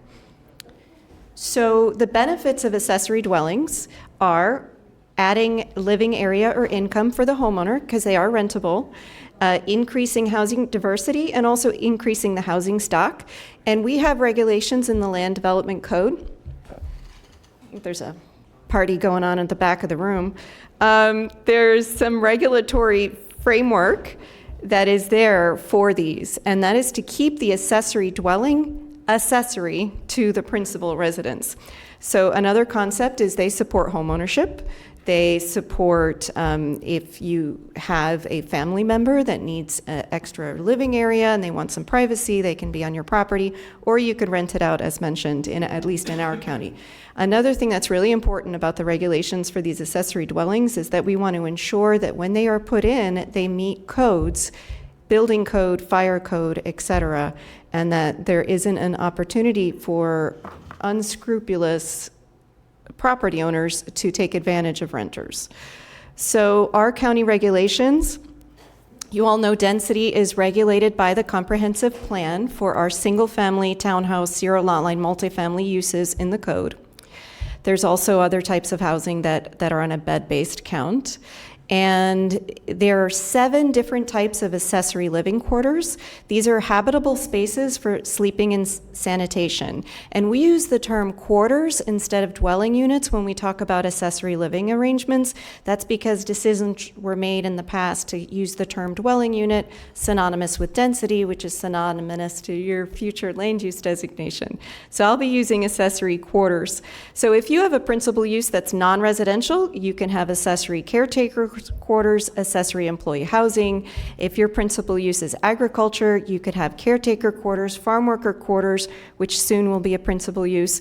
You could have groom quarters or a farm residence. And if you're a residential single-family townhome zero lot line, you can have 2 types, guest cottage or accessory quarters. The difference is a kitchen. If you're doing accessory quarters, you have a kitchen and you have your impact fees as a dwelling. And if you're doing a guest cottage, it's kind of a pool house. You have maybe sleeping bathroom. You don't have a kitchen and you pay less impact fees. So the type of regulations vary, but depending on what type of the 7 units you are. And pretty much the standards across the board is you have to be on one lot. You have limitations on the number of quarters allowed, and you have typically the same setbacks as the principal dwelling. So the accessory quarters use is the use that ties in with accessory dwelling unit, that ADU term. They are permitted by right in the county. Everyone can have one. If you have a single-family home and you have enough space, you can have an accessory dwelling unit. You have to have a parking space. You can rent them, but the property owner must reside in the principal dwelling. And your square footage, if you're less than an acre, the maximum square footage is 800 square feet. If you're greater than an acre, the maximum square footage is 1,000 square feet. In either of those instances, your accessory dwelling can attach a garage or a porch or patio up to another 500 square feet. This is a little graphic, shows sheds are not houses. They are subject to a lesser setback, but if you want to turn it into living area, typically you have the same setback is your principal use. We looked at other governments. We looked at a bunch of other cities as that are shown on the slide. We also looked at counties, rather. Oops. We looked at counties. We looked at cities. These are the cities we looked at because we wanted to see how are we doing on Incorporated County? How are we doing compared to how all of the other counties and cities do? So this slide shows what we discovered. Almost all require that the owner resides on the property. That's what makes it accessory. But some allow the property owner to live in the smaller house and rent out the bigger house, which is an interesting concept. Most allow, as we do, to get your accessory dwelling straight through building permit. Some have a special permit or rental registry. Many allow a rental, but some do not allow rental. Some allow a separate meter, but typically those agencies have a rental registry or a special permit in place to help regulate. Many allow attached or detached, and most have a cap on square footage, sometimes related to the principal dwelling. Some of them limit it to only workforce and affordable housing incomes. We do not do that here, and that's something that I don't know that zoning can tackle on the time that it would take to monitor that. And some have minimum lot sizes. So this table shows how do we compare. Our 800 square foot cap on less than an acre is pretty small. If the board wanted to consider any changes, going up a little bit on that percentage, but perhaps tying with a percentage of the principal dwelling might be something to consider. Greater than an acre, we're a little more on par with some of the studies that some of the counties that we studied. Something about mobile homes and recreational vehicles. None of the local governments that we surveyed allowed recreational village, why can't I say it? Vehicles to be used as accessory living area. Some allow mobile home in rural areas, but you see on the bottom right of this graphic, this is a tiny home on wheels. Technically, we don't have any regs for that yet. That might be something looked at in the way of the future that seems to be pretty popular nationwide, tiny homes or tiny homes on wheels. No one that we could find incorporated those into their land development regs for accessory dwelling. I mentioned the affordability. Apparently, we used to have in the 1972 code a requirement that the household be limited to disabled or elderly. We got rid of that years ago, and we also no longer regulate the housing affordability of the accessory dwellings. And one last thing I want to point out is one of the really interesting trends is attached accessory dwellings. These are mother-in-law suites, or your child graduates school and they want to live there, or all sorts of different scenarios. We currently do not allow this. If the board was looking at something a little more creative, I think this is an area that's worthy of looking into. I think these are pretty intriguing. They do them around, I believe Apex is in Avenir, yes, which is in Municipal Palm Beach Gardens. It shows that this floor plan, you can have these extra bedrooms, or you could turn them into a mother-in-law, father-in-law, son-in-law suite, or just a rental for additional housing. So in conclusion, if the board would like to separate the meter, I suggest that we implement a special permit process or some sort of regulatory ability for us to ensure that the accessory dwelling remains accessory. Also, if the board wanted any changes to the code, we should look at attached and possibly increasing the square footage. Really, there is a concern. I know I live in municipal Lake Worth, and there was a concern about accessory dwellings that it would encourage, if everyone could have one, it would encourage investors to buy the 2 units and rent them both out.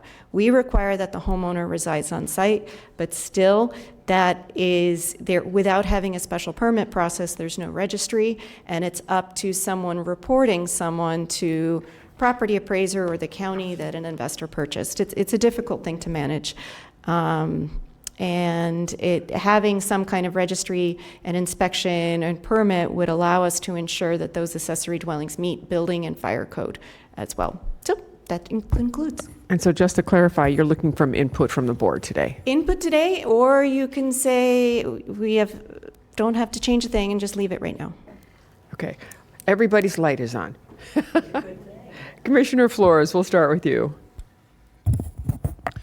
Yes, I think this is an important topic. Since we are looking for direction, I'd like to give my input.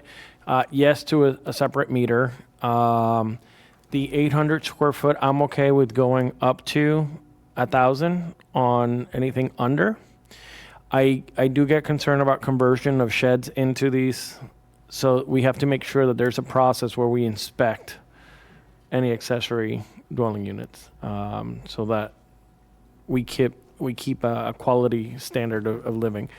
Regarding alternative structures, I think it must match the aesthetics of the neighborhood. So if there's no mobile homes, there shouldn't be a mobile home.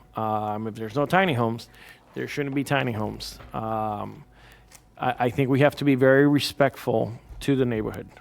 So I don't want to help something out, I don't want to inconvenience the rest of the community. So I just want to be very, very careful that it must match the aesthetics of that neighborhood. The homestead exemption, that would be obviously to the homeowner, correct? Well, homestead exemptions, right now our code requires the property to be owner occupied, but it doesn't clearly provide a mechanism.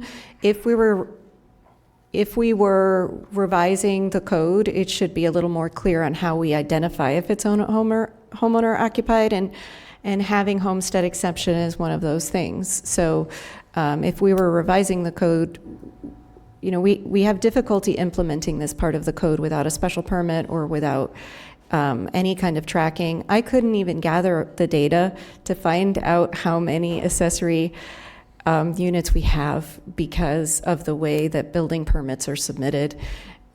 So that would be just a technique to verify whether or not it's owner occupied. We would be looking at homestead exemption. And I would hope that if you had homestead, you were really living on the property. But that's just mentioned as one of the techniques that we could verify that the homeowner is residing on the site. So they're technically renting these out, right? They're allowed to rent out. Right. And we're talking about a separate meter, but yet they're still, that portion would be homesteaded too? Yeah, Jerome, when you talk to property appraiser, they have a homestead on the principal residence, and they could still rent out the accessory dwelling. Correct? Yeah, they'll still be able to rent it. It's just if it changes, if the property owner now resides in the accessory. That's when the homestead stuff changes. Okay. That part I'm not quite sure. I will hear what my fellow commissioners have to say. Thanks. Commissioner Powell. Thank you all for the presentation. A couple things I wanted to run by. You indicated that there's no regulations with regard to the tiny home on wheels. Is that what it was called? Yeah, right now we don't recognize those. We don't, tiny homes come up and they are allowed by the building code, but on a slab, or we don't have a tiny homes on wheels. We haven't had a conversation on those or regulations for those. Right now we would probably treat them as a recreational vehicle. I was going to ask that question. What would be the difference between that and a recreational vehicle? The other input I have is to the chart that we looked at earlier with less than an acre and more than an acre. the 800 square feet. The challenge that I see is the fact that it depends on the square footage of this would, of course, provide more work, but the challenge is it does depend on the lot size, and then the square footage, of course, I don't think it could be blanket because it depends on the size of the main structure. If the main structure is close to hitting all the setbacks, how big can you really go in terms of the size of the accessory quarters, and then, pervious and impervious, and then, driveways and sidewalks and regulations. I don't know if there's a way we can blanket state that we could move that number up to, but then again, it's land in the county. So 900 or 1,000 square feet if you're less than an acre, because I think you still have to look at the size of the main structure, how much pervious and impervious. There's a lot that goes into it if I start thinking about it. So, I agree with Commissioner Flores with regard to allowing the meters to be separated and using best practices to move this forward so that we provide, but also understand the challenge of regulating to make sure that investors aren't coming in and seeing this as an opportunity to rent out both units. Thank you. Thank you. Commissioner Woodward. Thank you, Mayor. Thank you for this presentation. I do agree with the separate meters, whatever we need to do to move forward to make that happen. My question on the homestead versus owner occupied, because we just want to make sure that they're not renting out both properties, but if we have snowbirds perhaps that are here and they live in it, but they're not actually a resident, would that prohibit them from being able to do this? Or I'm sorry, can you repeat that? If they're seasonal? If they're seasonal, it's their home. That's interesting. That's a good point. Yeah, right now, we just require that the property is owner occupied. Mm-hmm. And, that would be a challenge if we added on top of the owner occupied a homestead. Maybe that's why that rule's not actually there yet. Okay. So that's something to consider. Yeah, we wouldn't want to be taking, since I've been here, we haven't made any land development regs more strict. We've mostly been kind of relaxing them a little bit. Mm-hmm. So yeah, I wouldn't want to add on top of the ownership homestead if that would create a seasonal issue. Okay. All right, yeah, because, we do have seasonal residents that live there, and they're not renting out both of them, but, okay, thank you. And then I appreciate the being creative, the attached, times are changing, and we're having multiple generations even, or, just options for people to be able to have additional income. And I know that, because you had mentioned sometimes the homeowner, if they're older, they might want to move into the smaller unit and rent out the larger home. They're still going to live on their property, but maybe they've lost their spouse, they're one person, they just be happy to live in the 800 square foot home, and then supplement their income, their Social Security, by having the ability to rent the larger house. So I do like that. And as far as the special permit, I think that would be the way to go, not a rental registry. I think that's going to add a lot more work on us and people having to just keep up a registry, especially if they're renting it to a family member. It's not, the special permit, I think, would suffice to make sure that we're kind of keeping these under control, but we don't have to regulate the rental part of it.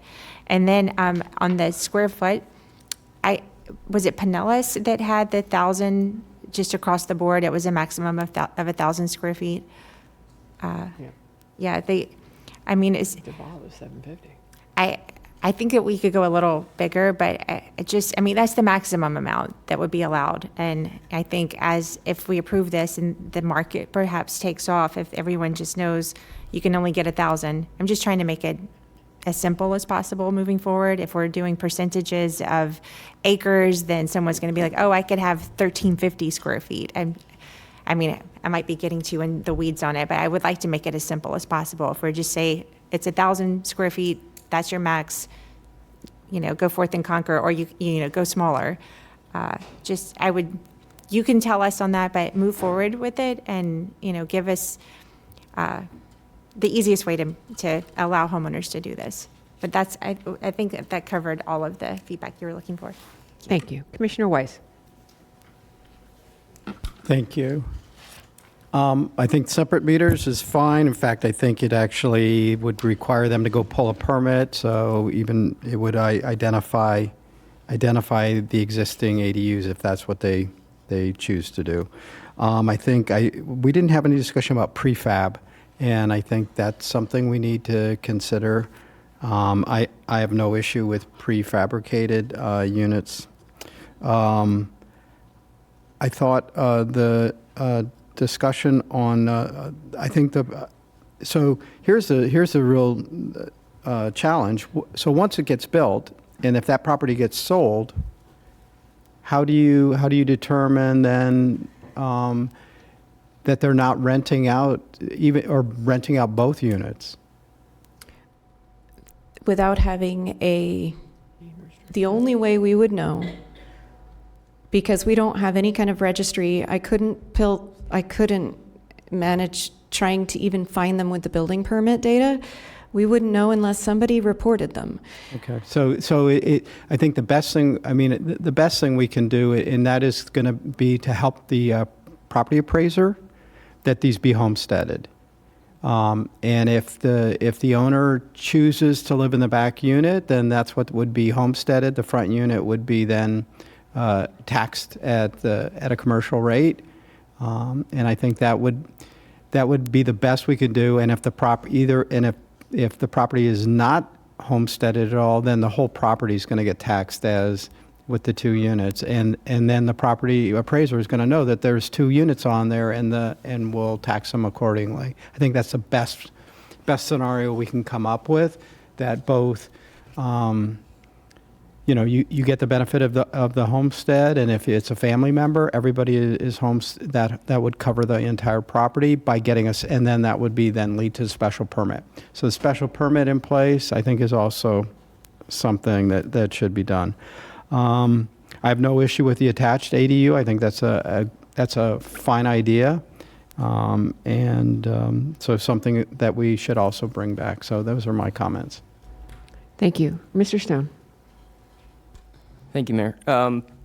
Just going back to something Lisa mentioned about more restrictive, if adding the homestead exemption would make it more restrictive, or any of these, which would make it more restrictive, just to note that there is that bill, SB 180. It hasn't been signed yet by the governor, as far as I'm aware, but it would prohibit us for, I think, a period of 3 years at least from adopting more burdensome or restrictive land development regulations. So staff can keep that in mind as we're moving forward with this and adapt accordingly.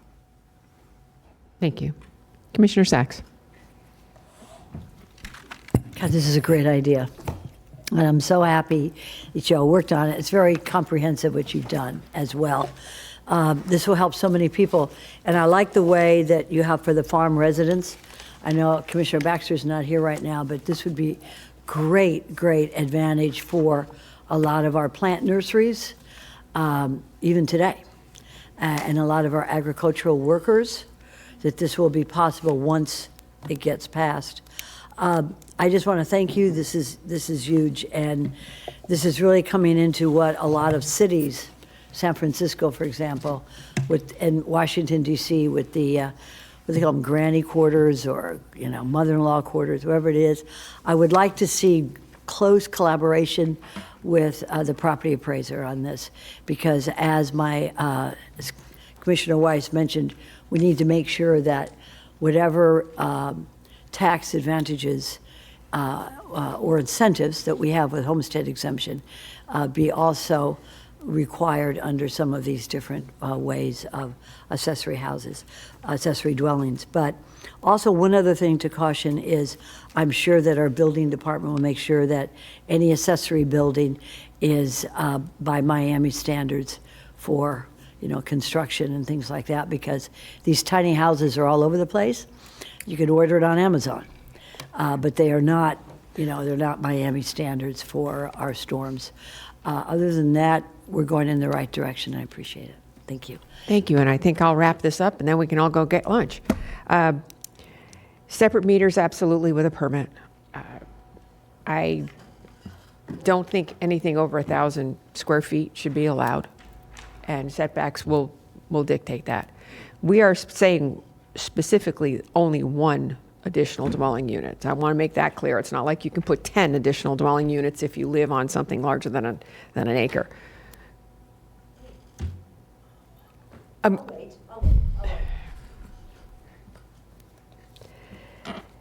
There should be nothing on wheels, because that becomes temporary. And that's more like a, hey, drive your place in, let me rent space to you, and then leave. So I don't think there should be anything on wheels allowed.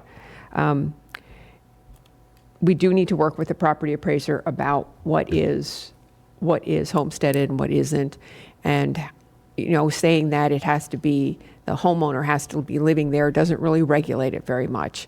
And I don't want to get into the position where people are buying properties and then they're building dwelling units and they now have 2 rental properties on this property. I don't want to see that happen, because owners tend to take care of their property more than other folks do. So as for matching the neighborhood, I think that Commissioner Flores said that. Not sure how we dictate that, but it needs to be something that does fit in with our building code. So as Commissioner Sachs said, it does need to be hurricane rated. And as I said, max of 1 unit, separate meter, square footage. I'm plus or minus on that. But if there is a way that this becomes homesteaded, I think that's something that we need to do. And I appreciate Attorney Stone, telling us about the adding restrictions. But I think it's a way of us to monitor. And also, it's an opportunity for our tax appraiser and assessor to know what's going on. Commissioner Sachs and then Commissioner Flores. Thank you, Madam Mayor. I don't want to give direction that we should limit any of this right now, because most respectfully, they have in page 5 of your report, which is comprehensive, there's different types. There's farm residences, farm workers, there's cities. So I think we should look at the different options with regard to where these accessory dwellings are. That's No, all. my question only was a maximum of 1. If the principal residence is single-family, 0 lot line, or townhome, they can have only 1. If it's a farm, they can have multiple farm worker quarters and things. Okay, that was not clarified. Thank you. But it's beautifully put out in their comprehensive outline of it, which shows all the different kinds. Farm worker housing, it would be huge for our agriculture. But you don't want that in a city. So you put it out like this. I don't want to limit. There's not one size fits all, but I think we're all in agreement that it's a good thing. We'll continue on with it. And I just can't wait to charge my kids rent. Commissioner Flores. Delete that from the record. So I do want to agree with the homestead, as Commissioner Weiss and Commissioner Marino have mentioned. So I'm good with that. Height limits. Is there going to be height limits on these? There is a requirement about compatibility and character, the existing accessory quarter regs. But on height, that's just one of the interesting things that I found. Most of the other governments had a percentage of the principal residence. But I guess right now you can have a 2-story garage apartment on your thing right now and a 1-story principal residence. So we don't have a relationship. You just get your 800 square feet if you're less than an acre. We don't require a relationship between the principal residence, but that's things that we could look at, because it makes sense. Like, for example, some of the local governments, they say you could have 1,000 square feet, but you can't be more than 50% of the principal residence. We don't have that. So technically you can have like 1,000 square foot principal house and an 800 or 1,000 square foot accessory unit, which is kind of weird, but. I want to respect the character of the neighborhood, and I don't want like an eyesore, a towering, because they're trying to maximize their 1,000 square feet and they only have ground square footage that's smaller, so then they create this monstrosity. People can get creative, so I'm just saying, how do we balance that respect of the neighbors, the community, without creating a monstrosity? So we may want to look at restricting the height to maybe whatever the main component is. We can add that to this. This will take some work, listening to all your feedback today, and we would come back in a couple months with some ideas and put some more into this. And so we'll add other type of height and other things to talk about next time we come back. Thank you. All right, so I think we've beaten this horse.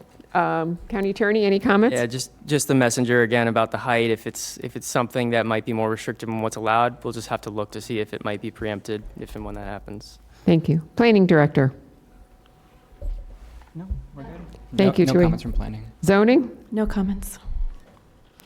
PZB? Executive Director? Just, congratulations to staff for bringing the countywide transportation master plan. I appreciate all their hard work, and we're looking forward to working on that because it's just now getting started, actually, the work. So thank you for that, and congratulations to the new county administrator, and we appreciate that, and we'll be happy to work with them in the future. Thank you. Deputy County Administrator? No comment. Okay. Commissioner comments? Anybody? Are we done? Everybody's lights going on? Commissioner Flores? Yes, I just want to congratulate the Florida Panthers for winning another championship. So I'm extremely proud of that. And we'll get another photo up with the Stanley Cup. Yes, we will. Commissioner Sachs? Thank you. I want to publicly commend Whitney Carroll and Twee for doing the work they did. They did extra special work to explain certain things in zoning and planning. And I thank you for that work that you did. That was beyond, and I think one email to me was like after 6 p.m. So publicly, I want to commend you for the excellent work that you do. Thank you, Madam Mayor. Thank you. Anyone else? Okay, the meeting is adjourned. Thank you.